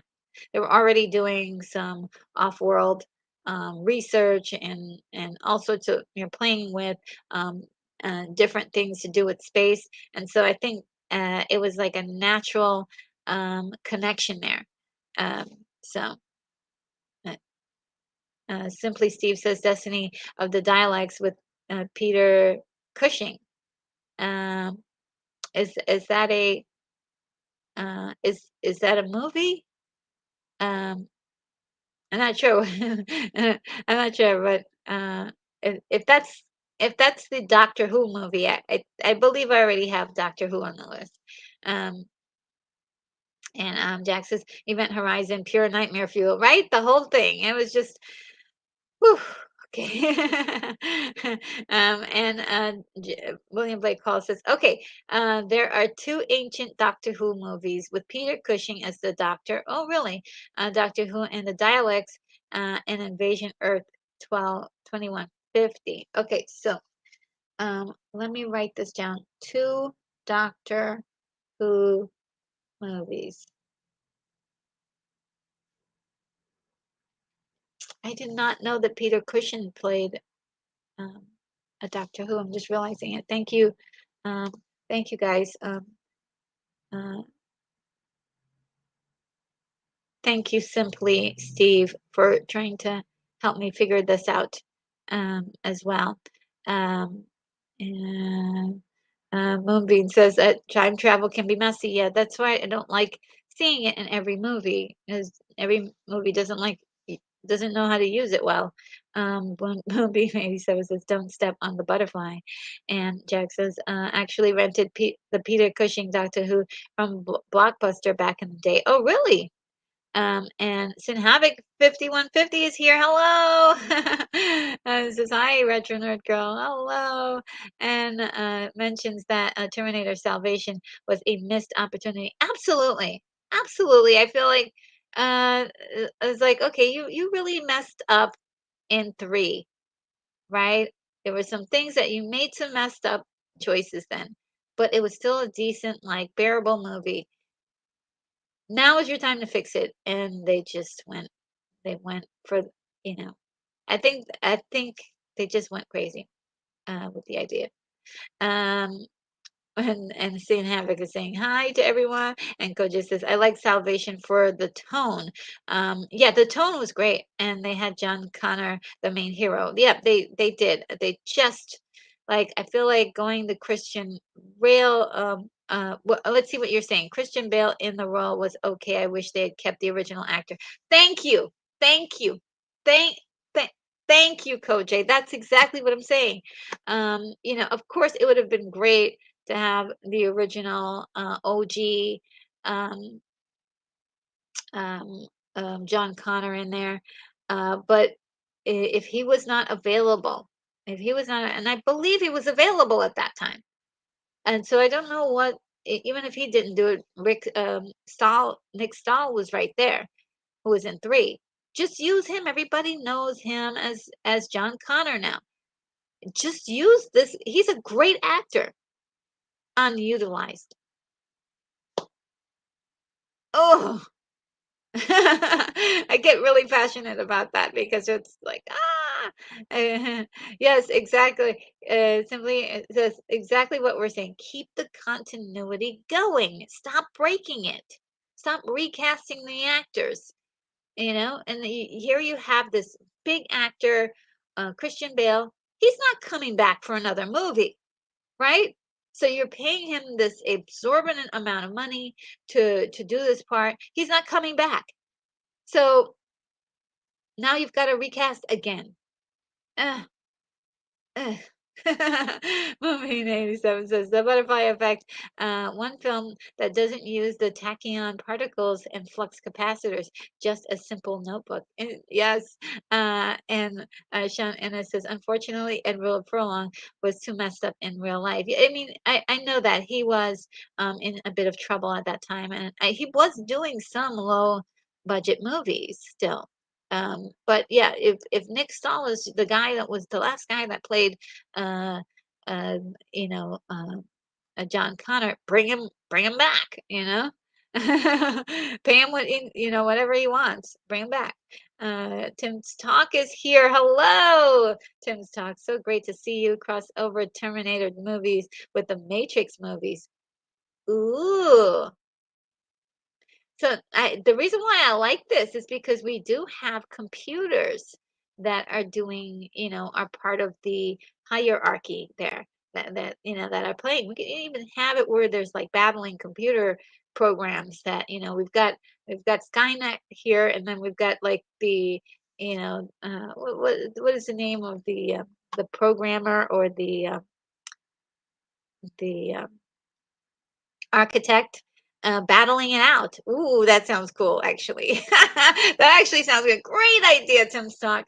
Sin Havoc says Christian Bale snapped on the Terminator Salvation set. Yeah, I mean, it was there was a lot riding on it, and the studio wanted to go big, but they made several problems. There were several things that I don't have to see the movie to see that there were going to be problems with using a CGI generated Terminator. Uh, I mean, I love Arnold Schwarzenegger, but I it's a computer program. I can see that it's not him. I can tell. And there are moments where you're just sort of like, we're gonna bring back Arnold Schwarzenegger. Let's make it good. Let's make it really good. And they failed to do that several times. And Tim Stock says, yeah, but yeah, Matrix 4 blows, and so does the recent Terminator movies. Yeah, they're failing. They're failing to understand why people enjoy the the their IPs. They really don't know why. No clue why people love these IPs, or fell in love in the first place. And Grogu Terminator's salvation was probably ruined by some executive that wanted to change things just for the sake of changing things up. Yes, and if I've said it once, I said it 1,000 times. If it's not broke, don't fix it. Yeah. It was really interesting. All you had to do was continue telling the story of a man that survived um, a lot of stuff. A lot of bad stuff happened to this kid, and now he is ready to lead people into some kind of hope. He's getting them out of the gutters, afraid for their lives, and putting guns in their hands, and like, hey, we're gonna fight back against these bad guys. And uh, uh, it takes a leader. It takes someone um, who is who can be a hero, can rise to the occasion and be the hero. He is our North Star. You, you give it to somebody else. Another character is part of the protagonist storyline. I love Sam Worthington, but to add him to the story was like, what? What are we talking about here? It could have concentrated on Kyle Reese, sending Kyle Reese back to, back in the past. Concentrated on the love story, a simple story of a man and a woman in the middle of a brutal time period, finding love somehow. and maybe looking forward to some sort of hope. Uh, uh, Okay, I'm sorry. I did it again. I went off. I went off. It's turn. Kojo says, "I adore your Terminator passion." Yeah, it's like I said, it's not too late. They just need to pick up at the right spot, and the right spot is John Connor. He's your North Star, guys. Hollywood, do it. I wish if I had a good Arnold Schwarzenegger accent, like do it. Like I said with the emperor, just do it. The Terminator needs to cool off for about a decade to and do a proper reboot. I believe so. They need to erase time from like the minds of people and just sort of do a nice reboot with just John Connor, our again our North Star. And her real review says the original Korea version of the Lake House 2 Mayor was so much better. Really? What? Okay, I gotta write this down. It's called um. Oh, is it called Ilmare? Um, I'll just write this down. I'll find it. Korean version of Lake House. Nice, thank you. I love learning about things like this. Thank you so much. Um, and Coach says originals are the best. Yeah, they usually have better storylines. Well, they. I like to know where my entertainment is coming from. What's the inspiration? So a lot of times, like remakes or redos, they get a lot of information and inspiration from the original. So that's why I love seeing what was the original piece like. Um, and Moonbeam 87 says, I'd like to reboot where's the John Carter isn't Connor isn't a Terminator. He cries at the end of T2. Terminators can't and don't cry. Yeah. Um, that's there's like so much, um, so many problems with this, these premises that they've come up with for these stories, because um, John Connor, yeah, yeah, they killed him and then they made him. I mean, it's just a hot mess. I mean, how do you screw it up that bad? And there is some commiseration in the chat. And Simply Steve says the Terminator became the Terminated because it kept killing off the savior of mankind, John Connor. Yes, this right here. Okay, you don't kill off the guy who's gonna save planet Earth. Like, why did you kill the hero? You can't do that. And they did it not just once, but two hilarious times. Like like w- sorry. I'm so sorry. I'm losing it. I'm sorry. I'm gonna hold it together. I will hold it together. Okay. Sorry about this, guys. We're stuck on T's. All right, I'm gonna catch up to you guys. I have a lot to say here. John Walker says it would be better off if James Cameron made new Terminator films instead of Big Blue cat films he's making. And V says there are movies I think were they were French. Oh, okay. Um, and Irene says, "Sorry, I've been here just making kids dinner. Oh, yum! What are you making?" Oh yeah, she's telling us. All right, cut up potatoes in an air fryer and strawberries and peanut butter and Nutella sandwiches. Yum! Ooh, that's fancy. That's really fancy. Uh, and oh, her real review is doing the same. I keep bouncing in and out because kids keep arguing with each other. Oh no! Be friendly with each other, everybody. Oh man, kids, they're just great. It can't be helped, right? And William Blake Hall says Einsteinian time dilation is a matter of physics, which biology, when obeys, w- when which then biology obeys. I think I'm saying it's wrong. Which biology then obeys. Something called the Lorentz Fitzgerald equation spells it all out. Interesting. Yes, it's very interesting because, like, when you're in a plane or in a fast vehicle, your body gets used to that until you stop, right? That's when you feel the kickback, and you need to like slow down, slowly get to the stop, and then your body adjusts. Great point, William Blake Hall. Wonderful. I love this science talk. I'm learning. Irene Jobson says, her real review, haha, mine were too until the potatoes got done. Then it was all quiet on the restaurant front. Oh man, that sounds. I would quiet up too. You want dinner? I want to lunch or dinner or early dinner, snacky time. Um, and let's see. V says happy Lorazzo says it's Italy, Luxembourg, France, Germany. Oh, so it's international film. Okay, let me write it down. Happy uh Lazaro. Okay, I wrote it down. And Keith E says I'm impressed with uh Brogu.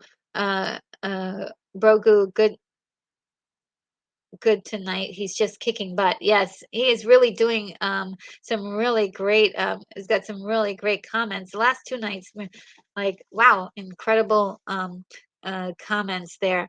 And V says human in 2015 there were so many French time travel movies. Oh really?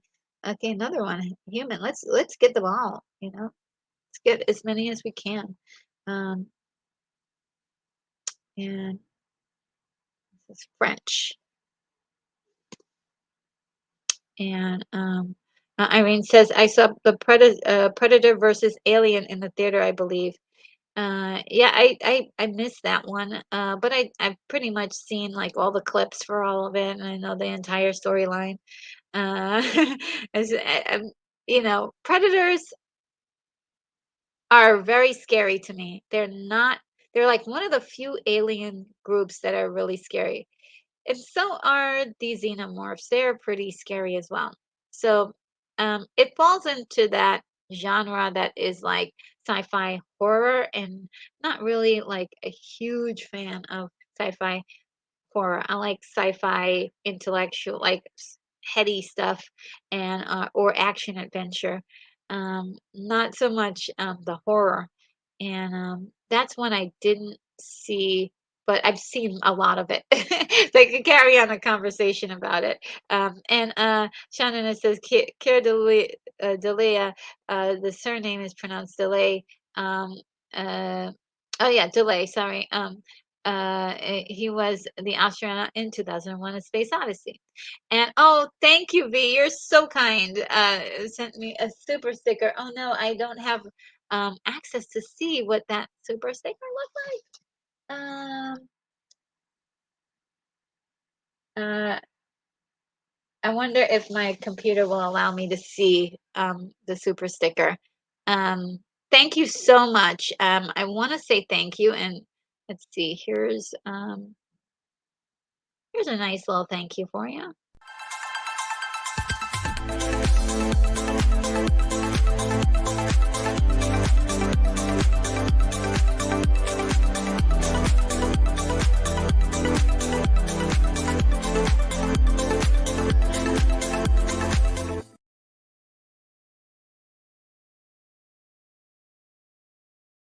Of course, you know I was dancing to that. All right, and let me catch up with you guys. So much to say. Jack says, "Let Predator versus Aliens be the only crossover. Please don't give the studios any ideas." Yeah, I mean, I think I'm cool with them just developing their own um, thing. Right? Because we had Predator versus Aliens, and then was there another? Yeah, no, Predator versus Aliens, for sure. But definitely Aliens does belong in the same is in the same. It's confirmed that it's in the same universe as Blade Runner. So all three of them belong are in the same universe. And I don't want to create any stories around that. Just not right now. Not right now. I mean, it's too soon. Moonbeam says Superman 3 is a film you appreciate as you grow older. Oh, yeah, yeah, I think so. Um, Let me see if it'll give me get me back because I want to see that sticker. Ooh, wait, I think it's doing it. Um, because I do want to see that sticker that V sent for me. And Koji says, "I'm with you here, Jack." Sean Ennis says, "Oops, Cur Dulé is the proper pronunciation for his last name." Okay, Dulé, Dulé, and Cur Dulé played a medical doctor named Emo on the live action TV show Witchblade, and I like to imagine that the proper care delay uh, can delay death indefinitely. Okay. um, and let me just see. Um, oh my goodness, V! I just saw it. It is super, super cute. It's a pair that is jumping up and down and says number one fan. Thank you so much. You're so sweet. Thank you so much. That really it's making my it's making my day besides just doing the stream. But yes, thank you so much. Um and Kira is 87 this year. Not feeling old. No way. Uh don't feel young. I mean, we're still doing a lot. Um especially with this conversation. I think so. We're making progress, guys, and at least in the field of time travel and space time travel. And Irene says, did we decide if the Final Destination movies counted as time travel? Eek. Um, I have not. I saw the first Final Destination movie, and I that was enough for me. I was like, I was out. But I don't know because I don't know if any time travel happens. I know that they divert something and cause some problems, but I don't know if it's and what can be considered time travel unless there is something where they actually go back to that beginning time period and change it. So I'm not sure. So I don't it's been a long time. Somebody help us in the chat. Is it time travel? Did they go back in time and undo the curse, if you will, as you will? And Moonbeam 87 says dialects are in Doctor Who, and Koji says good question, Irene. Yeah, like good question. I can't answer that question, that's for sure. And V says the jacket is a time travel movie. Adrian Brody stars in 2005. Okay, the jacket. Wow, this is going to be the most complete list to date. I love it. Guys are really helping me out here. Um, with this list. And William Blake Hall says that's amazing that Keir Dullea is 87, barely ages. Yeah, I mean he looks great. Last time I saw him, Shannon says didn't know that Cushing was so good in the Hammer films. Yeah, uh, and William Blake Hall says, I think Keir Dullea has been traveling close to the lights, the speed of light. And that's probably why he looks so good, still looks so good. And Irene says, I was going to the movies all the time from 2003 to 2010-ish. Oh, really? Yeah, my heyday of like going to the movies was in the 90s. It was about as good as it got for me. And with my mom in the 80s. My mom would take us to the movies a lot in the 80s, but the later 80s, she stopped doing it. I think because her schedule got to be really insane. And We didn't get to go so much anymore. Shen Holmes says, "How could Blade Runner work in the Terminator movies? Since one movie's about dark futures while the other one is about a prosperous era, Captain Power's stories seems more connected to Terminator."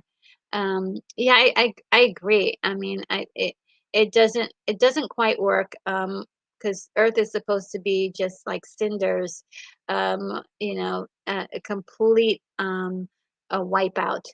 Um, but um, what's the other place where is post-nuclear? Um, the Matrix is post-nuclear, and so that might work. Again, having the two computers fight each other would be quite interesting. Which one can outsmart the other? Continuity is gold, isn't it? It just really makes a big difference. And Irene says, the one and only movie I've ever seen in theaters since December 31st, 2014 was Frozen 2 right before COVID. Oh my God, that was my last movie as well. Irene, we're twins. We're movie twins. Yeah, that was the last movie I saw in the theater. But I might break the spell when Barbie comes out. I might see it in the theater because it's actually playing in one of the little theaters around here.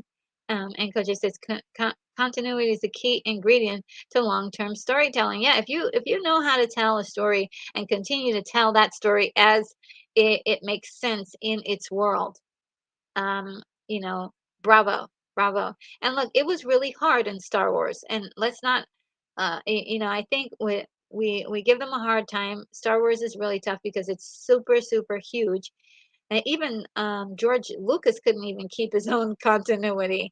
So it's a tough job to do, and that's why I do love the one-offs. The one-offs are just great because it it really just deals with the one moment in time. Um, but once you get into all the sequels and people try to change things and want to blow your mind and they want you, they want to do it even better, and so they mess things up a little bit. But like I said, we were talking about this yesterday. I believe sequels aren't all bad, but um, or sequels and reboots are not all bad, but they're not all created equal, as we said. But it is very important to keep the continuity straight. Um, and Moonbeam 87 says John Connor can't be a Terminator because Terminators can't. And oh, did we repeat that one? Hi Irene, hoping everything's great. Okay, you guys are commiserating in the chat. And John says I was more disappointed with Sam Worthington. He plays the same character in nearly every movie. The symbolist who wakes up from Salvation, Avatar, Clash of the Titans. Well, yeah, I don't know. Um, I think he's okay. I think we need some good character. I need a good character for him. And in this movie, he was not written well. It didn't make any sense for him to be there, to be very honest with you.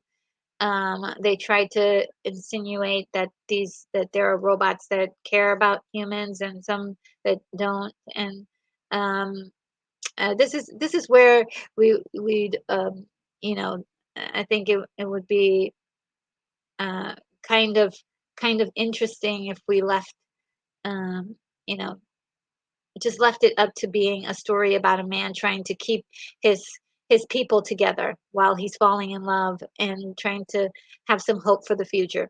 Isn't that a good story premise right there? We don't need to add all of the external, like on the, other stuff that's going on, right? I mean, it just gets to be really complicated. He's got to send his own father back in time. That's a really juicy story right there. I would love to see that really fully developed, like him bonding with his father, knowing that this man is his father, this young boy is his father, and bonding with him and being like a father figure to him. Like give me that. I want like two stories full of that. I want two movies of just that. And the heartbreak of having to send your father back in time. Like, I mean, come on, guys, come on. Am I all alone with this? Like, your heart would just break if you had to send your own like father or mother back in time, and you would, and you. This is like, why didn't they go this route? Irene Jobson, it's okay, solo parenting tonight. It's better. It's a bitter day because the anniversary of my mom's passing. Oh no. Oh, I'm so sorry to hear that. I hope that you feel better about, and thank you for spending time with us to hang out tonight. Yeah, that's very sad. And and of course, look at Irene being such an angel. She says, "I hope your day is happy and fun." She says she's amazing. Uh, and simply Steve says Terminators represented by Mr. Smith program would have been a good crossover into the Matrix. I think so too. And here's the thing, like so here we have these you have these uh, um, robots that want to kill all humans, right? And then you have these other robots that want humans. Humans are valuable to them because they use them as a energy source. And so it could be like the battle of the robots trying to figure out, like, okay, we have humans who are like, hey, we got to fight on the side of we got to pick a side, to just to save our lives, for crying out loud.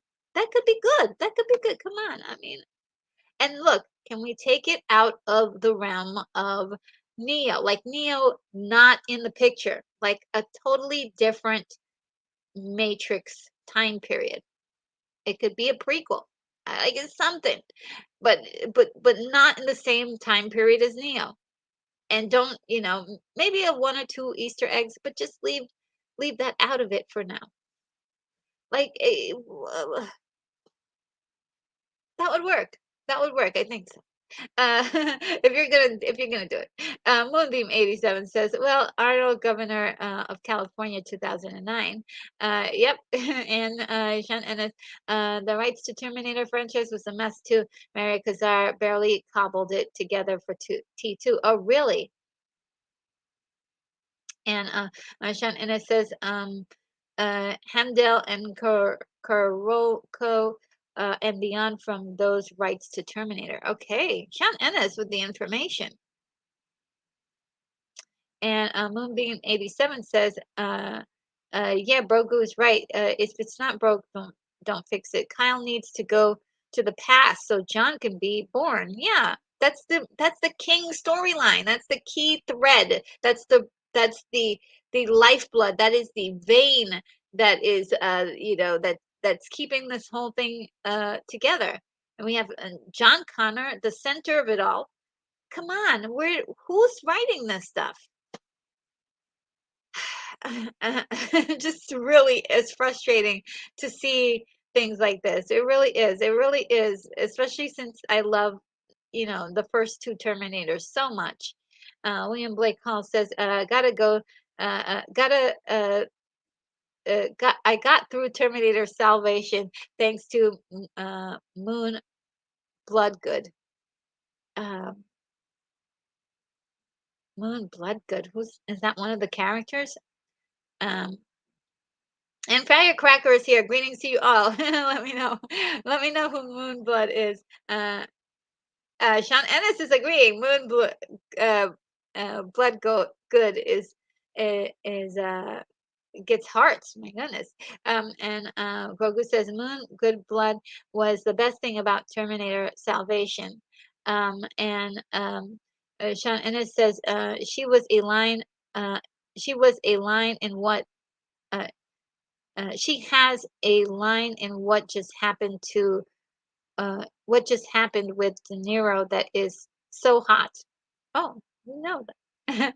And Moon Bloodgood was great as Logan's girlfriend in um, X-Men Origins too.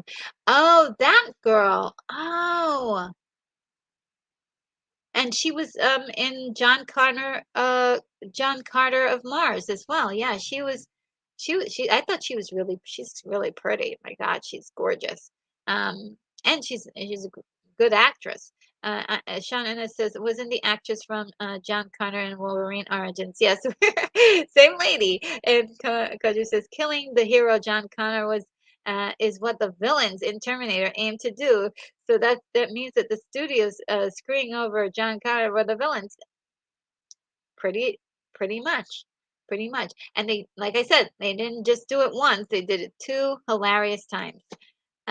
Just a couple of yucks over there.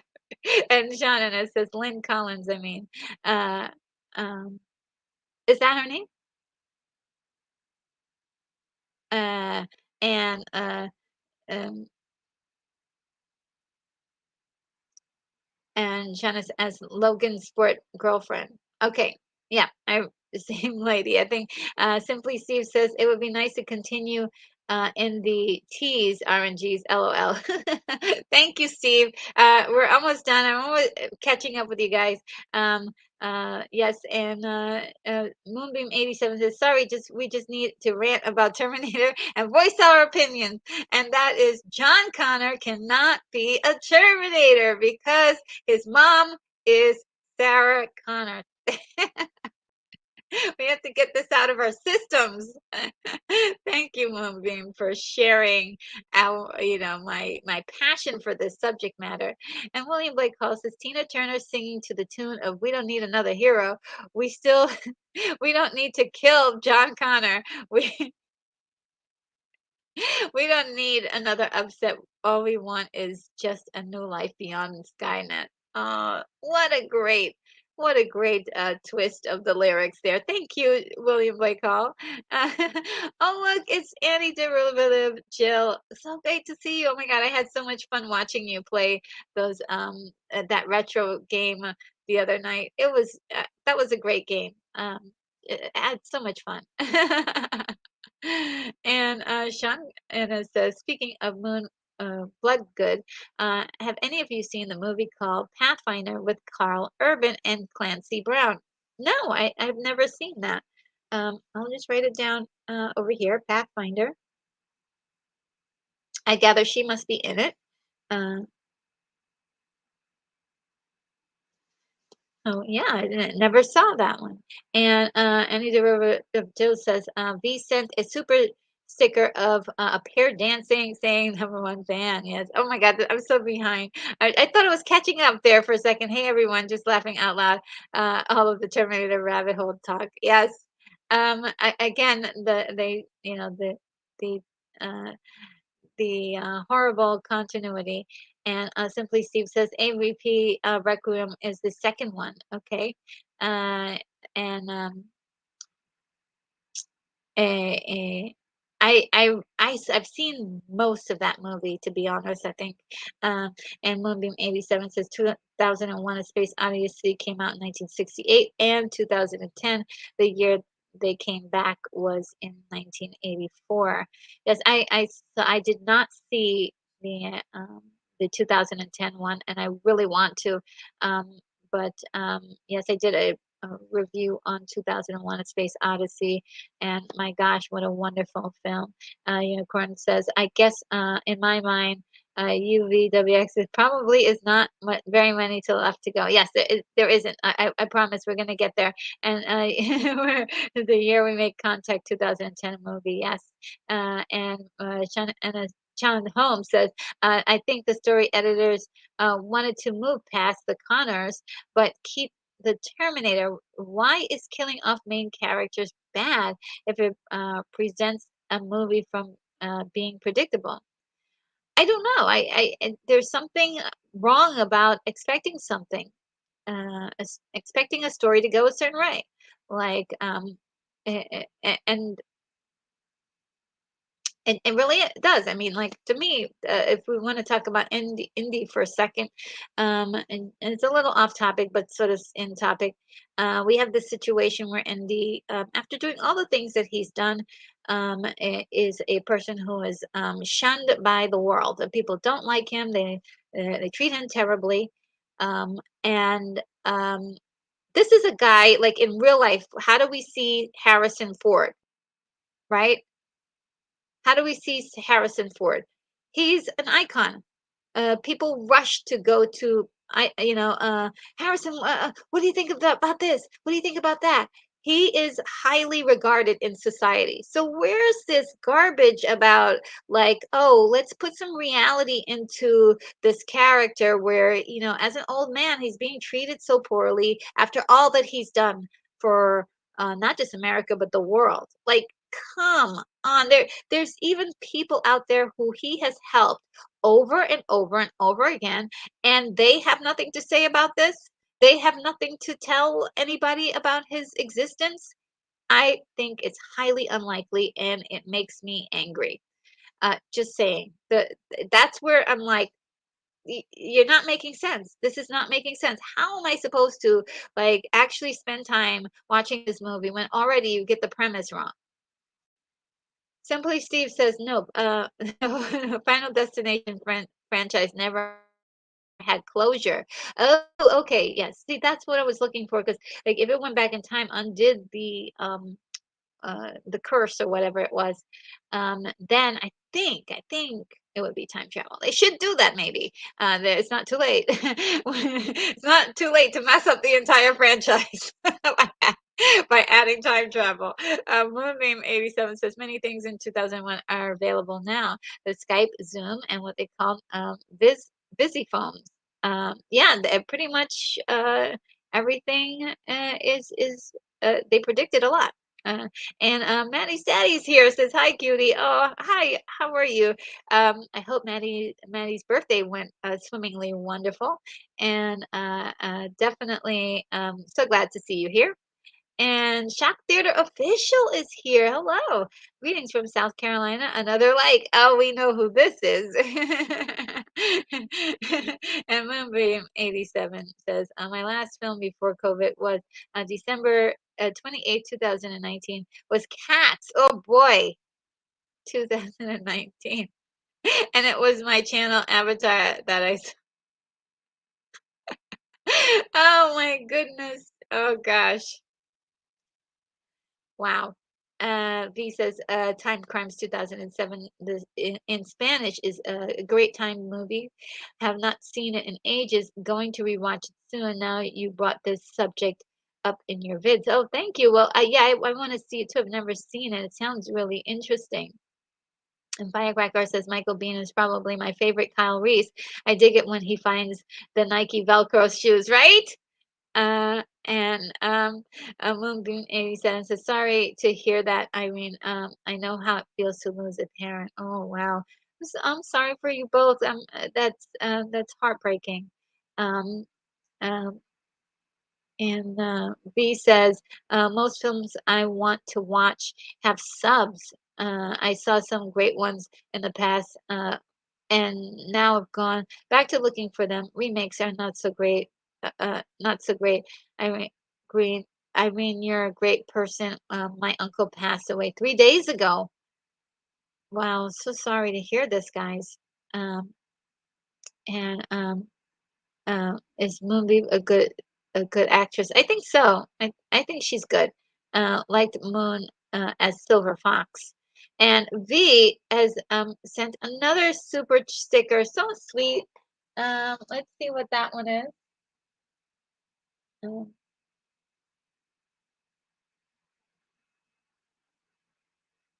Um, that's a pair saying, cool. Thank you. You're cool too. Thanks so much. You're sweet. Thank you. And Simply Steve says, yes, Moonblood is the name of an actress, and she's really good. Yeah. Like everything she's in, she's never the problem with any of the movies she's in. She's been very good. Moonblood is not in X-Men's Origins or John Connor. She's the actress. The actress is Lynn Collins, who is also very hot. Uh, oh, so is this okay? So we've got two different people. Okay. Oh, okay. Oh gosh.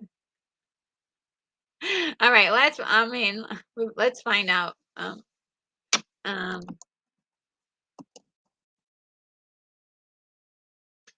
oh, okay. Moonblood Good is the actress who was in the recent um movie. She was in Terminator Salvation, and I believe she was in Terminator Salvation. She is not um the person that I'm thinking that was in John Carter. Okay, yeah. So we're clearing that up. Sorry. She was only in Salvation. Okay.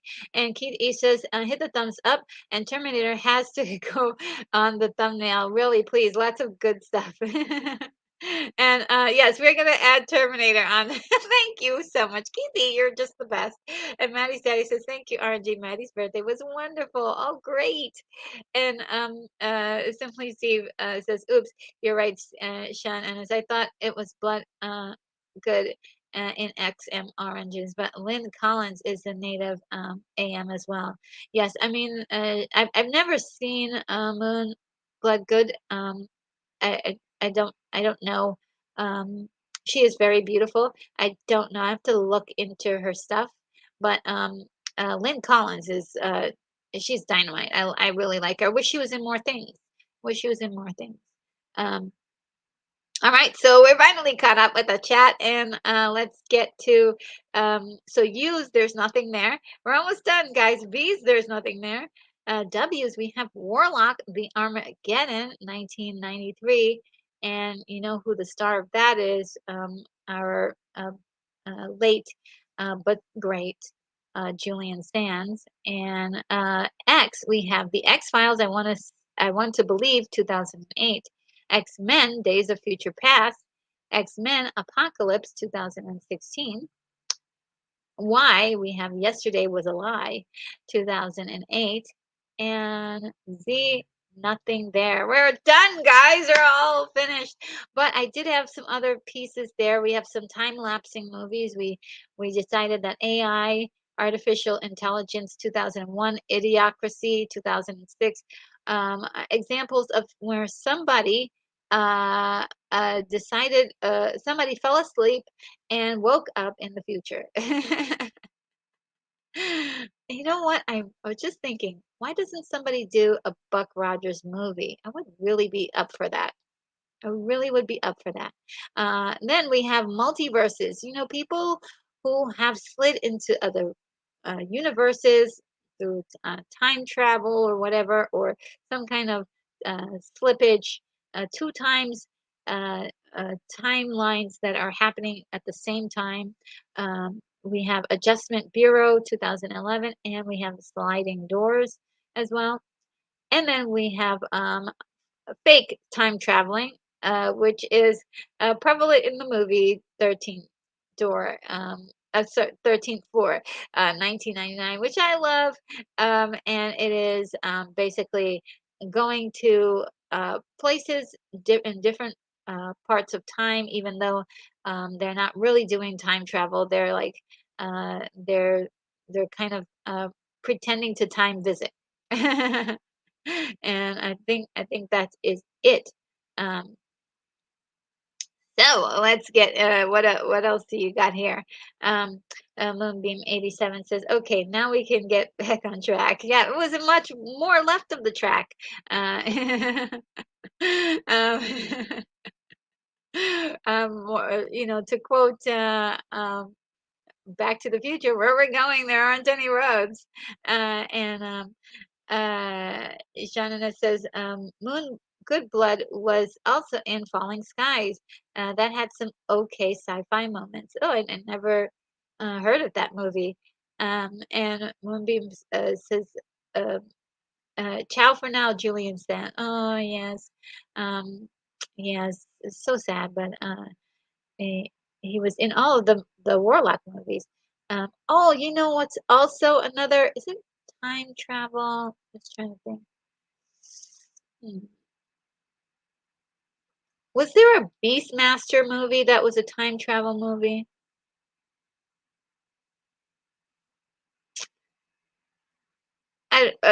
I don't, maybe not, maybe not. It was a time, it was move going traveling to different worlds, and so yeah, I think that's what it was. And Sean Ennis says, "LOL, we're not done. I find more people. This video series is was very entertaining." Oh, thank you so much. It was so much fun. And I think the part that I really loved the most was talking about the time travel aspect of like is it possible? How can we do it? And we're like coming up with theories on how to do it safely. And William Blake Hall says the best treatment of the Buck Rogers idea. Wake up far in the future, like Rip Van Winkle, is made for TV. Uh, is the made for TV movie Genesis 2, 1973. Is that on my list? I'm definitely willing to take um, uh, um, I'm definitely willing to take TV movies as well. They're always quite good. Um, and Moonbeam says Spider-Man Into the Spider-Verse. Oh, yep, that did I not put that on there? I think I did have Spider-Man Into the Spider-Verse, if I'm not mistaken. But I'll write it down in just in case.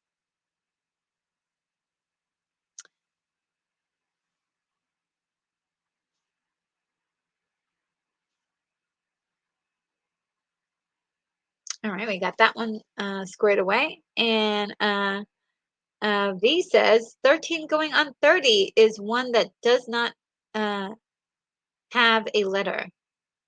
Um, it doesn't have a letter. 13 going on 30. I'm not sure about that one. I'm not sure about that one. Oh, whoa, whoa, whoa, whoa. The chat just jumped a little. And John Walker says to the second Beastman had a portal, right? And it just people just ended up on Earth, right? The Eye of Braxis. Beastmaster to through the portal of time. Oh, through the portal of time. Okay, thank you. Okay, so well, I guess so. I guess it is. Okay. No, the Eye of Braxis was 3. Oh, allergies. Oh, they're so bad. Beastmaster 2 um, through the portal of time. All right, guys, I need like 2 minutes. My gosh, the allergies are coming from me. They are here. They are here. Oh man. All right, give me 1 second. I'm gonna have to play the video because it's that bad.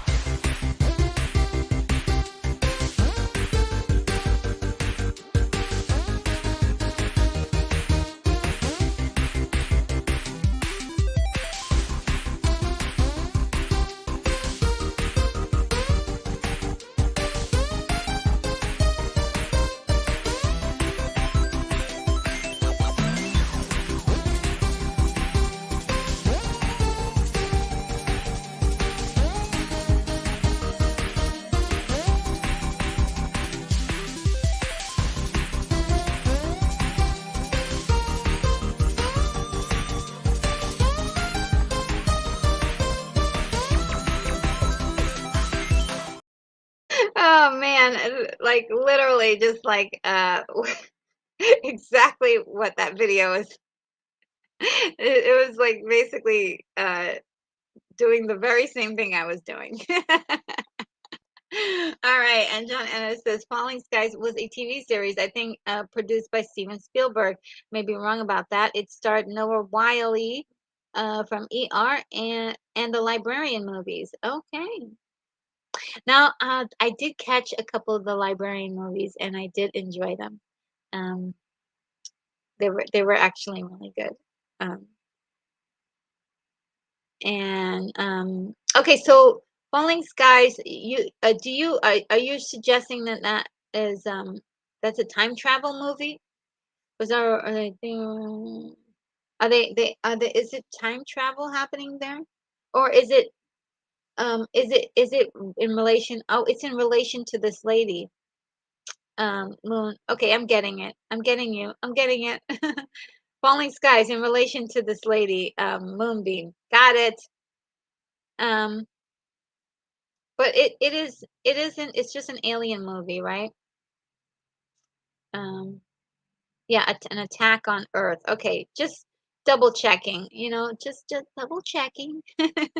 Moonbeam says Spider-Man Far From Home, and yes, Beastmaster 2 through the portal of time is sort of a time travel, but it's interstellar travel. Ooh, okay.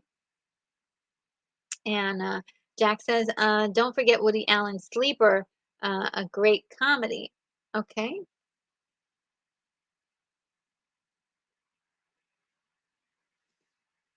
Um,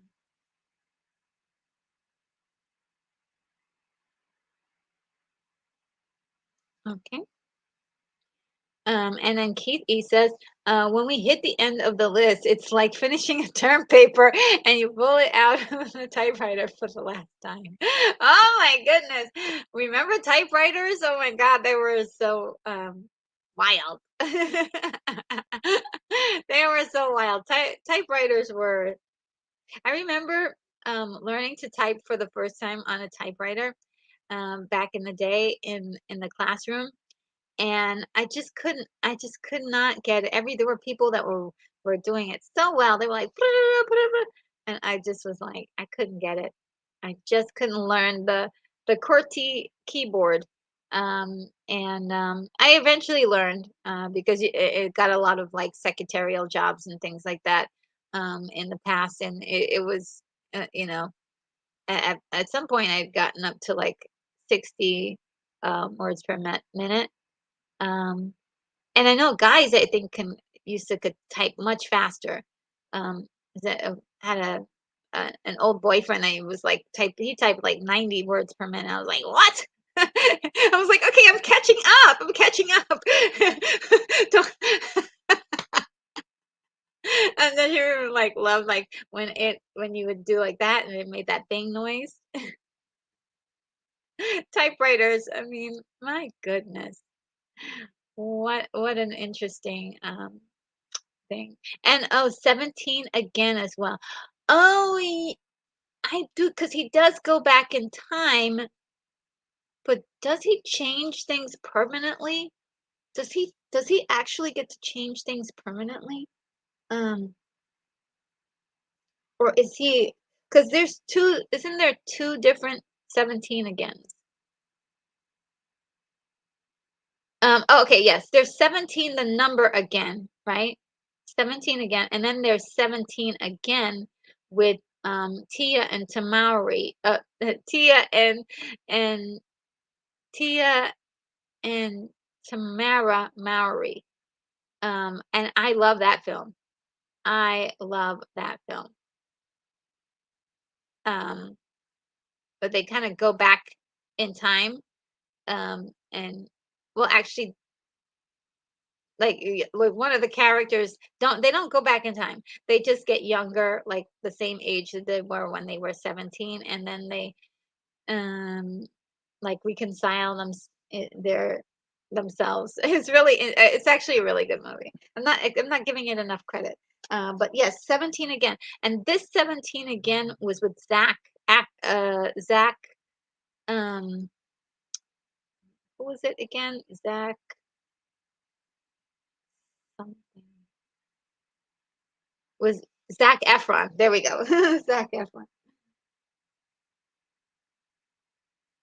Okay, got it, got it, got it. Brogu says, I loved Buck Rogers in the 25th century. My big brother brought me and my little brother to see to the movies when the movie came out. There was a movie? Wait a minute. Whoa, whoa, whoa, whoa, whoa, whoa. There was a movie? Because the only one that I remember was the TV show.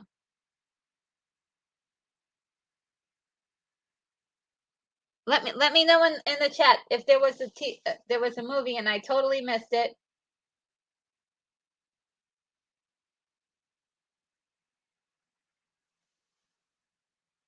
All right, let me know if I've totally missed it. Okay, and Shannon says, "Aha, you just dated yourself, Keithy." So I remember my last term paper. I actually did it on a typewriter. Look, there's no shame in typewriter usage here. I mean, we all used it at one point, or maybe we didn't, but some of us did. Some of us used it, and some of us didn't. But typewriters are, were the way that we were able to type up a paper, and then they had word processors. I had a brother word processor that had like only like one or two lines that you could read,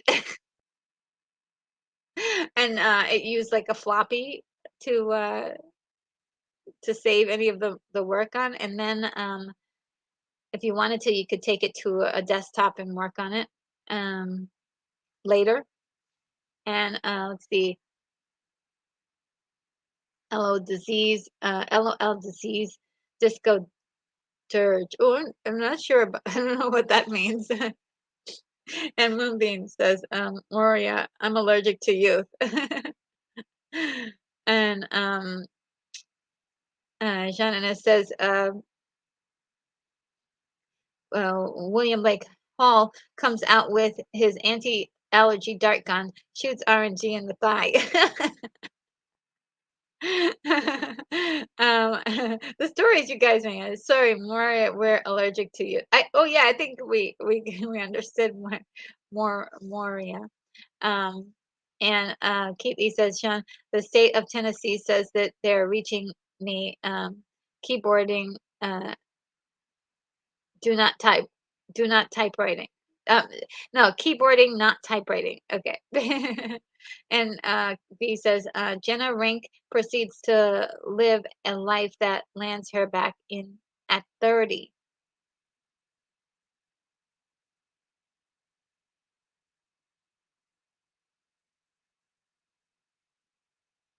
Oh, okay, but oh, okay, yeah, yeah, yeah. Oh, so, but is it her that's going through the thing, or is she actually going back in time and becoming a? Oh, okay. Oh, okay. So yeah, yeah. That I don't think that story is time travel because she doesn't go back in time. She ages up. Um, or is she asleep and she wakes up and she's older? Because if I'm not mistaken, her friend is still a teenager. Help me out. Help me out and send me a lifeline. Is that true? Like Firecracker time travel stuff is Bill and Ted, Prince of Persia, Darko. Oh, okay. Oh yeah, Prince of Persia. Persia has a time thing, right? So let's write that down. Prince of Persia. I never saw that movie. It looked good though, but I didn't. I've always wanted to see it. So I know it got terrible reviews. Donnie Darko is definitely on the list, so I got that. Thank you, Firecracker. I didn't remember um, Prince of Persia. And Sean Ennis says, no, Falling Skies has moon blood good. LOL. It's an alien invasion, not like the Series V. Okay, got it. And Unicorn, I still use typewriters. I have two identical ones. Really? Oh, that's so cool. Yeah, I mean, it's an antique now, right? Those are special. Um, like Indiana Jones, the old one, like it belongs in a museum. Right? I mean, those are items that you need to that are special now. Also landline phones. If you have any landline phones in your attic somewhere, those are relics, and definitely keep them around. I threw mine away. I mean, I didn't realize that we weren't we were going to move on technologically so fast, to be honest. Broku, when I type, I use one finger method. Well, you type a lot, so you must be good at it. You're like,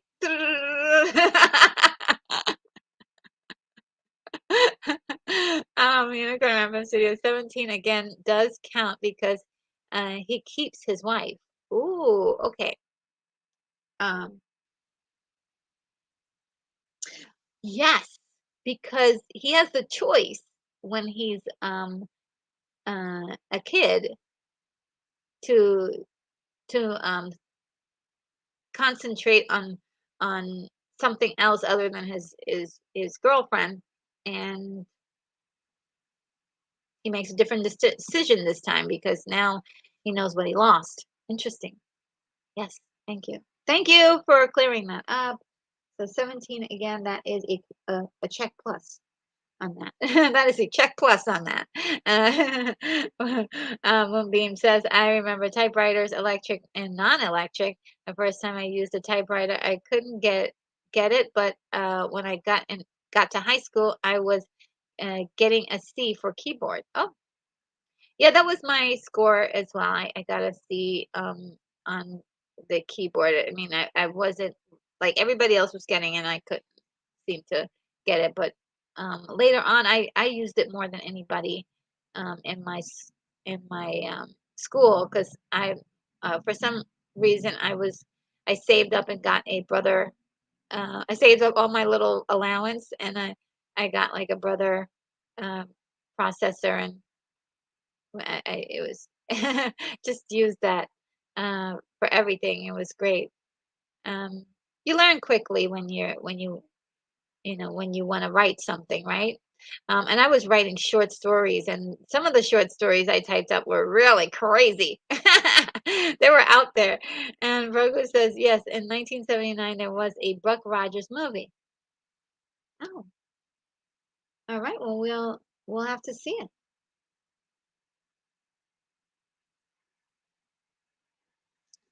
Um, William Blake Hall says the pilot for the TV show Buck Rogers in the 25th century was first shown as a movie. I saw it in the drive-in. Oh, okay. Okay, this is making sense now. This is making sense, guys. It's making sense to me. I think I've seen that movie. I think I've seen it. Firecracker says it would be nice to make a revisit it. Firecracker says a cool time tracking movie is 3 o'clock high. I think I've seen this movie.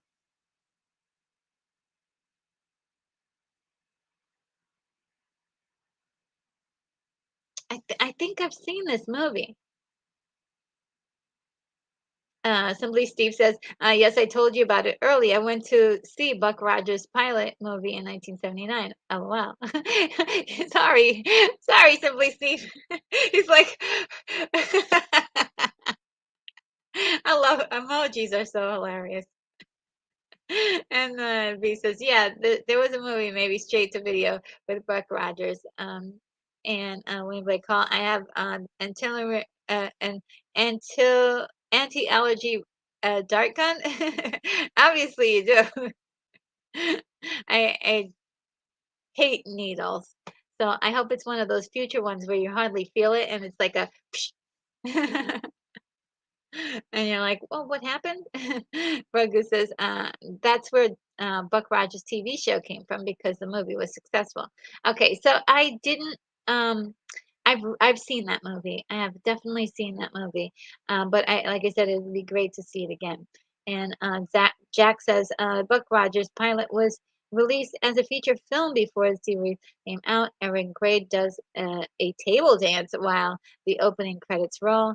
Yes, I remember seeing that too. The film did well at the box office.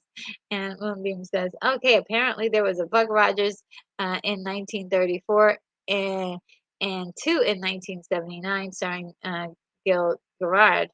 Yeah, I know about the 1934 for sure. Those were great. And like I said, I wouldn't mind seeing a Buck Rogers movie or even a TV show. Uh, but I hope they like. I it's tough to say that you want something because usually the people who put these things together don't share your love of the franchise. It's just another like moneymaker. So I'm gonna put that in my back pocket and pretend I didn't say that, and that I wanted to. And then be like, oh no, they ruined it. I have no faith anymore in these things. And Keith E says, when you hit 3 hours, a lot of other fellow creators on YouTube, you start grinding their teeth. Oh, I'm just getting started. No, it's just I'm not getting started. But I don't mind. I think there was one night when I had to get off um off air rather quickly. I had something planned a little later, but I really do enjoy talking to you guys. So and it says 30 on 30 travels into the future, but then sends her back with the future knowledge that she ends up with Mark Ruffalo. I don't watch romance at all, lol. Okay, so uh, 30 on 30. Oh, going on 30, right? Going on 30. Um, I forgot that little bit of information on this movie. I did see it. It's not my favorite movie, so that's probably why I forgot the details. It's enjoyable, definitely, and maybe I need to take another look at it. But I kind of get bored with tropes sometimes, and there's plenty of them in that movie. So I'm not sure. I will give it another look and see if I have judged it too harshly in the past. And Moonbeam says, I still use a landline. A lot of people do. A lot of people still use a landline. Don't throw away those phones, no matter what happens. And William Blake Hall says, yeah, we're 3 hours and 10 minutes in. Well, now 17 minutes in.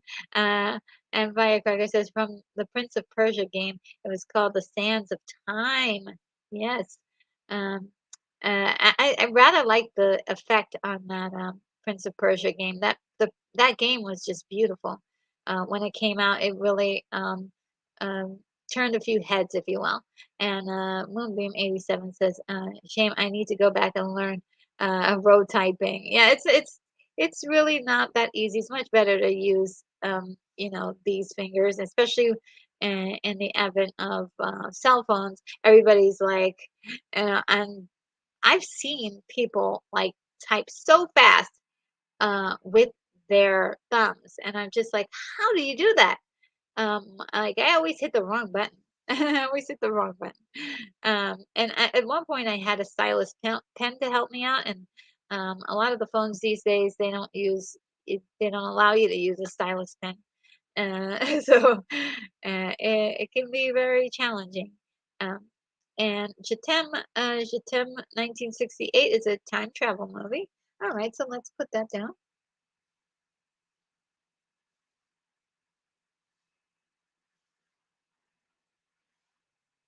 And I hope I pronounced that correctly. Um, there we go.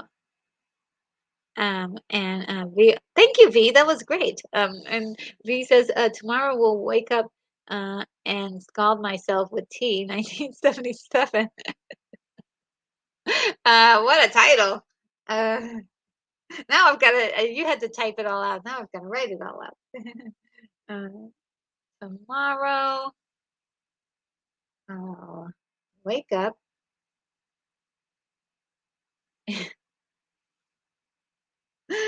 Oh, what a title.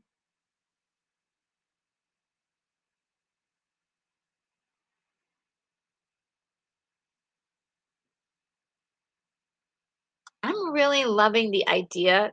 To think about it, the idea of having if we're ever gonna have a crossover movie, ever gonna have a crossover movie, um, Uh, I mean, the two dystopia worlds against each other sounds mighty cool. Terminator against Matrix. I mean, I'm salivating just thinking about a story like that. But of course, and writing it is and giving the proper honor to the to the worlds is definitely the biggest question that I would have with putting something like that together. But it is definitely um, one of those things like, huh, that would be really cool. That would be really cool. And Jack says 3 o'clock high was pretty funny. I think I've seen this movie, 3 o'clock high. It was 87. Oh, thank you for the date on that. Um, 1987. Yes, thank you for the date. Um, and yeah, Simply Steve says, "Yep, the bully takes care uh, of the jock that gets paid to face him." And Rogu says, "See, I'm not lying." And yeah, I see that. And as Shannon says, "My imagination, William Blake Hall, you help RNG behind the scenes with her allergies when she needs to take a break." And William Blake Hall says, "The best version of Buck Rogers I ever saw was in the compendium of the original comic strip starting in 2000, 1929. Sorry, my my brain is starting to get to be Swiss cheese. Okay, so see, Buck Rogers.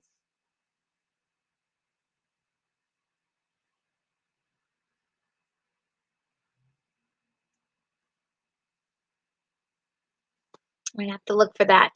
Um, and uh, B, B says, "Sorry, getting old now." Now at 46, you're a baby. No way. I just recommended. I saw. Just remembered I saw a Buck Rogers film in the cinema as a child. Yeah, I mean, yes, and you are a baby at 46. And come on, that's not old.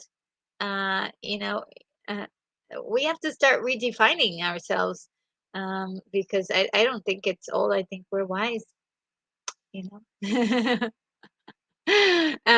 And William Blake Hall says, I recall 3 o'clock high was about a kid stuck with having to fight a bully after school. Yeah, that's what I remember. Um, and I'm not sure how time travel plays into it. But I'm gonna research that and find out. Jack says, a great live stream, RNG. Have to go. The steak just came off the grill. Ooh, yum. And yes, enjoy that steak. See you tomorrow. Yes, for the live stream that we are having, viewing the movie Legend. William Blake also is uh, telling Jack to see you later, and Unicorn Rampant Studio says Vanilla Sky. I don't know. Is it? I haven't seen Vanilla Sky, so you'd have to you'd have to fill me in on that one. And John Ennis says, agreed, RNG, about 30 going on 30.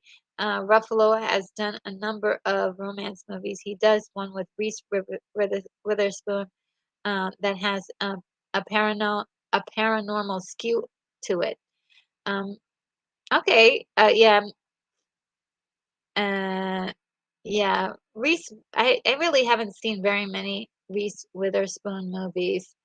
Um, and no, nothing personal against her, but I think the movies, they're not exciting to me because I'm just not interested in that genre that she usually does. Trying to think of a Reese Witherspoon movie that I've seen, and I can't remember. Yeah. Sorry. Sorry, she's probably, I'm sure she's great. Legally Blonde. I did see Legally Blonde and enjoyed that quite a bit. So, yes, that's one movie I've seen with her in it. And that was really good. So, but I don't remember a whole lot. Usually not the genre of films I usually dive into. And Unicorn Rampant Studio says, guess not. It's a subconscious. Oh, okay, okay. Uh, and He says, "The safety not guaranteed." Director Colin Trevorrow. Yes, I've definitely got that one on the list. And Simply Steve says, je, je, je t'aime, je t'aime, je t'aime. Okay, je t'aime. Sorry. It's really wild.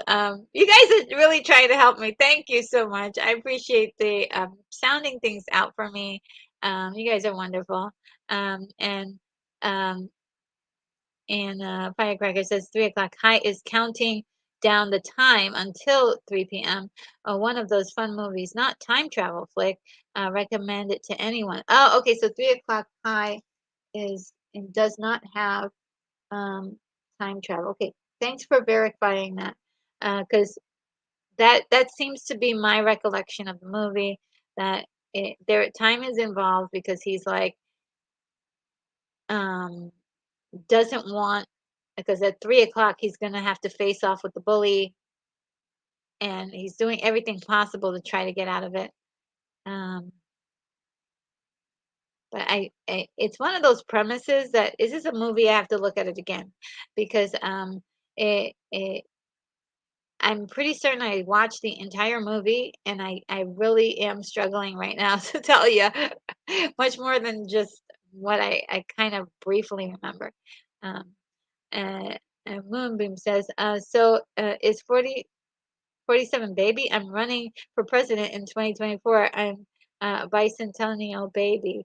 Yeah, I mean, why not? Why not? Yeah, 47 is still really young. So, if you live to be, let's say, 90, how many years do you have left? I mean, just and 90 isn't like truly the ultimate potential at this point in time. Humans are capable of living past 100. So, yeah, where's 47 on that list? I mean, yeah, look at it. I mean, I've always been kind of like people call people in their 30s old already. I'm like, what? You're just getting started.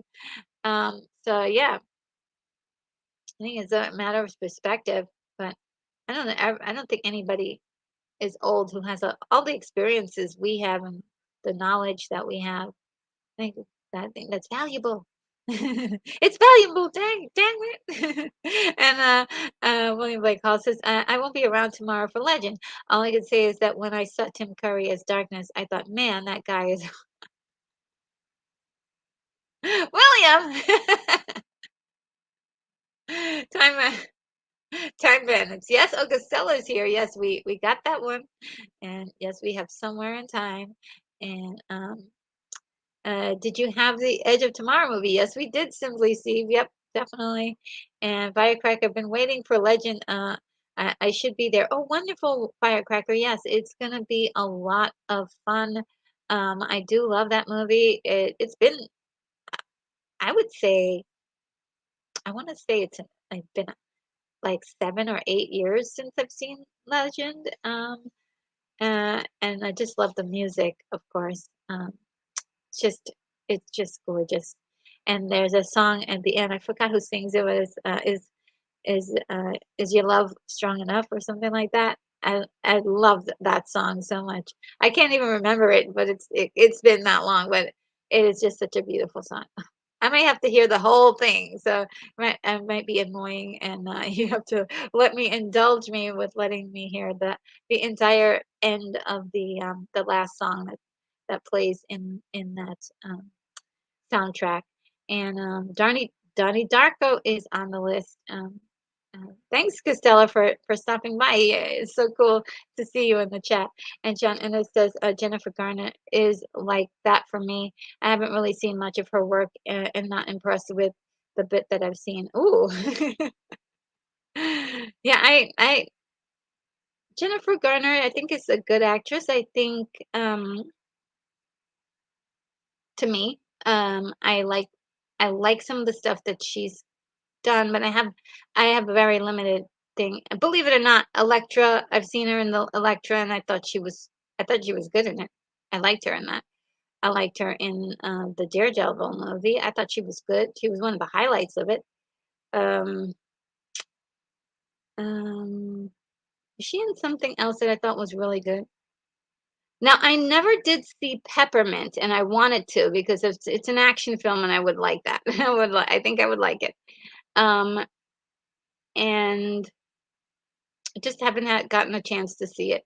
And a couple other things, but yeah, on the most part, I don't know everything that she does or she has done in the past. Um, so yeah, it's one of those things. Like, yeah, I've seen some things, but not everything. I'm not like a super fan or anything. Um, but I think she's pretty decent. I mean, Brogu says I gotta go. RNG. See you guys tomorrow night. Night night. All right, I'm gonna add that to the send off video, and let's see. London. And so it says, um, she got, oh yeah, she got Time Bandits. I've got About Time, and Moonbeam agrees and says 30 is young. I think so too. 30 is ridiculously young, ridiculously young. Uh, just- I can't believe, like in the older days, they used to call people in their 30s old. I hear some people still talk. They're like, "Oh, you're 28. You're about to be 30. I mean, you're all washed up." I'm like, "What? You're just getting started." Like for some people, their jawline is just finally like popped out of their face. Do you know what I mean? Like you finally start having hips for some people. It's like they're finally like developing. Um, It's so weird. Like I think the brain also. I believe if it's not like fully developed by 26 or 27, um, that your brain is still developing like by then. So yeah, you're at the beginning of your journey, in my opinion. Time After Time, we've got that one. And Moonbeam says, just look at Logan's Run. 30 is young. Yes, all the people in that movie were just ridiculously young. Um, and of course, that was a satire on that very premise. Time After Time. Yeah, we got that. And yes, oh, we got that. And but the butterfly effect. Yep, we did get all that stuff already long time ago. Um, and Simply Steve says, "Oops, time to go to carousel." Yeah. And William Blake also says, I think I heard Garner is doing well in her show called The Last Thing He Told Me. Okay, yeah, I mean, I guess I didn't even know that she was, see, that's what I'm that's probably what we're saying. We're like, we don't even know what she's doing. But I think she's decent. I really did like her as Electra. Was disappointed that they didn't really take the character where it needed to go in order for it to be a success. But I thought she did well on some things. Just don't I don't ever know what she's doing, to be honest. Like that movie Peppermint didn't get in hardly um, any buzz or anything. If anybody saw that movie, is it any good? Let me know. And Sean Ennis says Brian Ferry song. Yes, yes, yes. Sean Ennis, that is the song. Is your love strong enough? Oh, what a beautiful song. And I loved it. I love that song so much. It was just so gorgeous and dreamy. It was very dreamy. It was like part of a dream. That's what I would say about this movie. It's so dreamy. Like it just Legend is just has every like little fantasy that you would have from like a dream. Um and it was just wonderful seeing a movie like that. And William Blake Hall says, I considered the spy show Alias to be J.J. Abrams' best work. Oh, really? Um, I've never seen that show. Thank you for bringing it up because that's right, she was in it. And isn't that how she get became famous? If I'm not mistaken. Hmm, could be mistaken about that, but yeah, she was in that show. And Time Cup 1 and 2. Yep, we got that. And Simply Steve says, Casilla, anything you list, she has listed. Yes, I did. Star Trek 4. And thank you, Simply Steve, trying to uh, help out one of the people in the chat there. And 2007 Sesame Street presents Time Machine, 60 time travel uh, in history, 1994. Oh wow, is that? Wait a minute. Okay, so V, if you can explain that for me a little bit more. Um, I'm sort of like um lost here.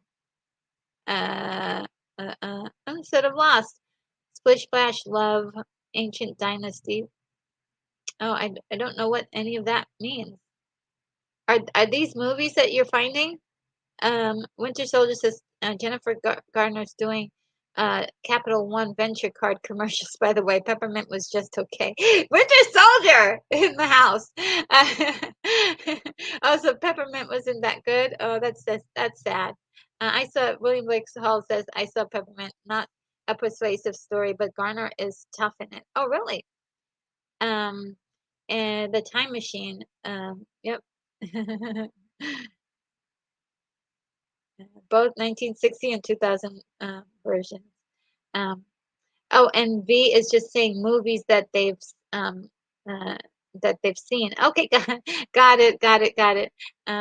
Just find them, seen so many. Oh, cool. All right, guys. Well, I think that just sums up the it all up right there. We have gone through um, several rants about Star Trek, Terminator. Terminator. This was great. I mean, I was gonna do a show about Terminator, and I think we just did it. We did the Terminator show. It is just been so crazy. And Keithy, I am going to take your advice and put the Terminator um the on the thumbnail. It deserves a place. I mean, I talked about it so much, and we have to honor those movies. And Moonbeam says, okay, she got my 30 being young comments when I was uh, AFK taking care of what um, Bob's show calls Code Brent. Um, and just okay, yes, all right, I've got that. Okay. And yeah, okay. So what's coming up next? We've got the watch party tomorrow. Let me call up my live stream events to see what's next for next week. Um, so next week, next Wednesday, we've got a morning show. Secret Invasion, episode 4, and a whole bunch of entertainment talk. I might even have some other movies that I may be reviewing um, for you guys. So I'm not sure. We'll have to see if I have time to squeeze any reviews in, like quickie reviews of anything. Um, and that is, modern movies. Now, on Friday, we are going into the canon films. And I believe I was trying to get something where Lance from Outcast Creative can come on to the show. And I believe on the 14th, he is going to be busy. But I think in other shows, he'll be able to join us. So I can get started with Canon Films, um, talking about Canon Films before he gets on, to join us and most likely on the 21st. So that's something to look forward to. There are hundreds of movies connected to Canon Films. So we're gonna go through a lot of the history of Canon Films. Um, so in the beginning, it's probably not going to be like calling out each movie that's Canon Films, but talking about the actual like structure of the company and what they did and things like that, because I think that's quite fascinating what they were able to do in just what 30 years or so that they were in business. So that's that. And then next Saturday we will be watching Tron, guys. You guys said that you wanted to see Tron, and so that is a request from you guys. We are going to be watching Tron on the 15th next week. So that is the lineup for next week. I am super, super excited to do that with you guys. It's going to be fun, of course. Um, and let's see. See if anybody has anything else they wanted to say. Simply, of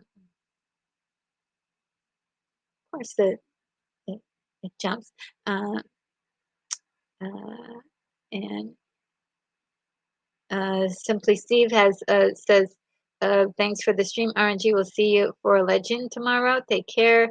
And yeah, I'm gonna save that for the outro. And so Bill and Ted's TV show. Well,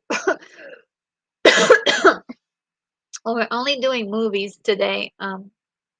Not TV shows, but we do have Bill and Ted's movies. Oh wow.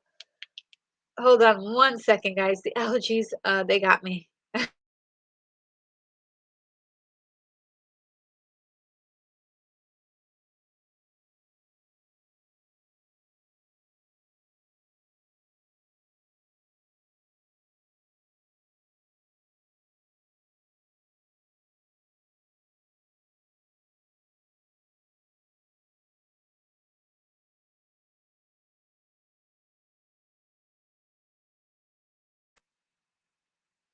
All right, my God, I'm dying, dying, guys. All right, without further ado, I bid you guys adieu. I'm gonna let me see if I before that I do see some comments. Um,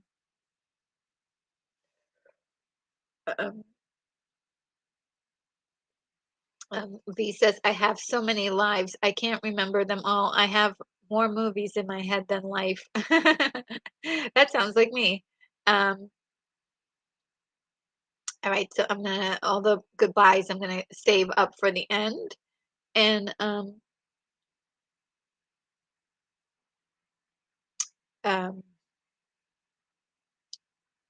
I thought there was something else here. And Keith E says the Outcast Creative has a huge show on starting 1 p.m. on Eastern on Sunday. Yes, it's his 1 year anniversary. He's doing really well for one uh, for his first year. So I am going to try my best to be on that stream. If not, actually like join in, but at least in the chat just to show some support. So I will be there. Um, and and William Blake calls us the canon, so to speak. um, and Winter Soldier says Yoram Globus is a favorite director of mine. Really? And yes, definitely going to support Outcast on Sunday as much as I can. Um, and William Blake Hall is going to be like number 28 now. Anyone who wants to be 29 or 30. Yes, everyone, if you're enjoying this, either live or in the replay, please do go ahead and hit the like button. It helps YouTube to recognize my content and will bring more attention to it. And let's see. Oh, Winter Soldier's correcting, said producer, not director. Um, and okay, so I am going to. I think you guys are ready for the ending. A lot of people putting their ending. Um,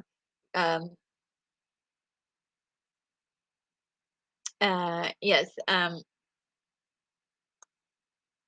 Yes, they did. Yes, it says, Sean, and it says you're talking about the Golden Globus canon movies of the 80s. They had different producers in the 70s. Yes, they had we're gonna get right into it next week. We're gonna talk all about this because they did have different people running the show, and they did a lot of different things. They didn't just have the movie studio. It was distribution and a whole bunch of other stuff, and we're gonna get right down to into it next week and talk in great detail about just that. Um, and um, let's see. All right, so now we're ready. We're ready. We're ready. Okay, so guys, um, what is this, Sean? Never mind. I just read something wrong. Please disregard. Oh no, yeah, no worries. We got you. We got you. We got you. So guys, we're gonna blast off into the furthest regions of the universe. And before we do that, we are going to play a little video. And during this time, you will be able to say goodbye to any of the friends that you have in the chat. There are so many of you guys that are just so cool to each other. I just love the camaraderie that's in the chat. And also, uh, anything that you want to say to any of the friends we made today. We made so many. And also, any last comments you want from me or for, anything that you want me to keep in mind for the until tomorrow. And definitely wish you a wonderful evening ahead and take care of yourselves. All right, take care. Oh, without further ado, I bid you adieu.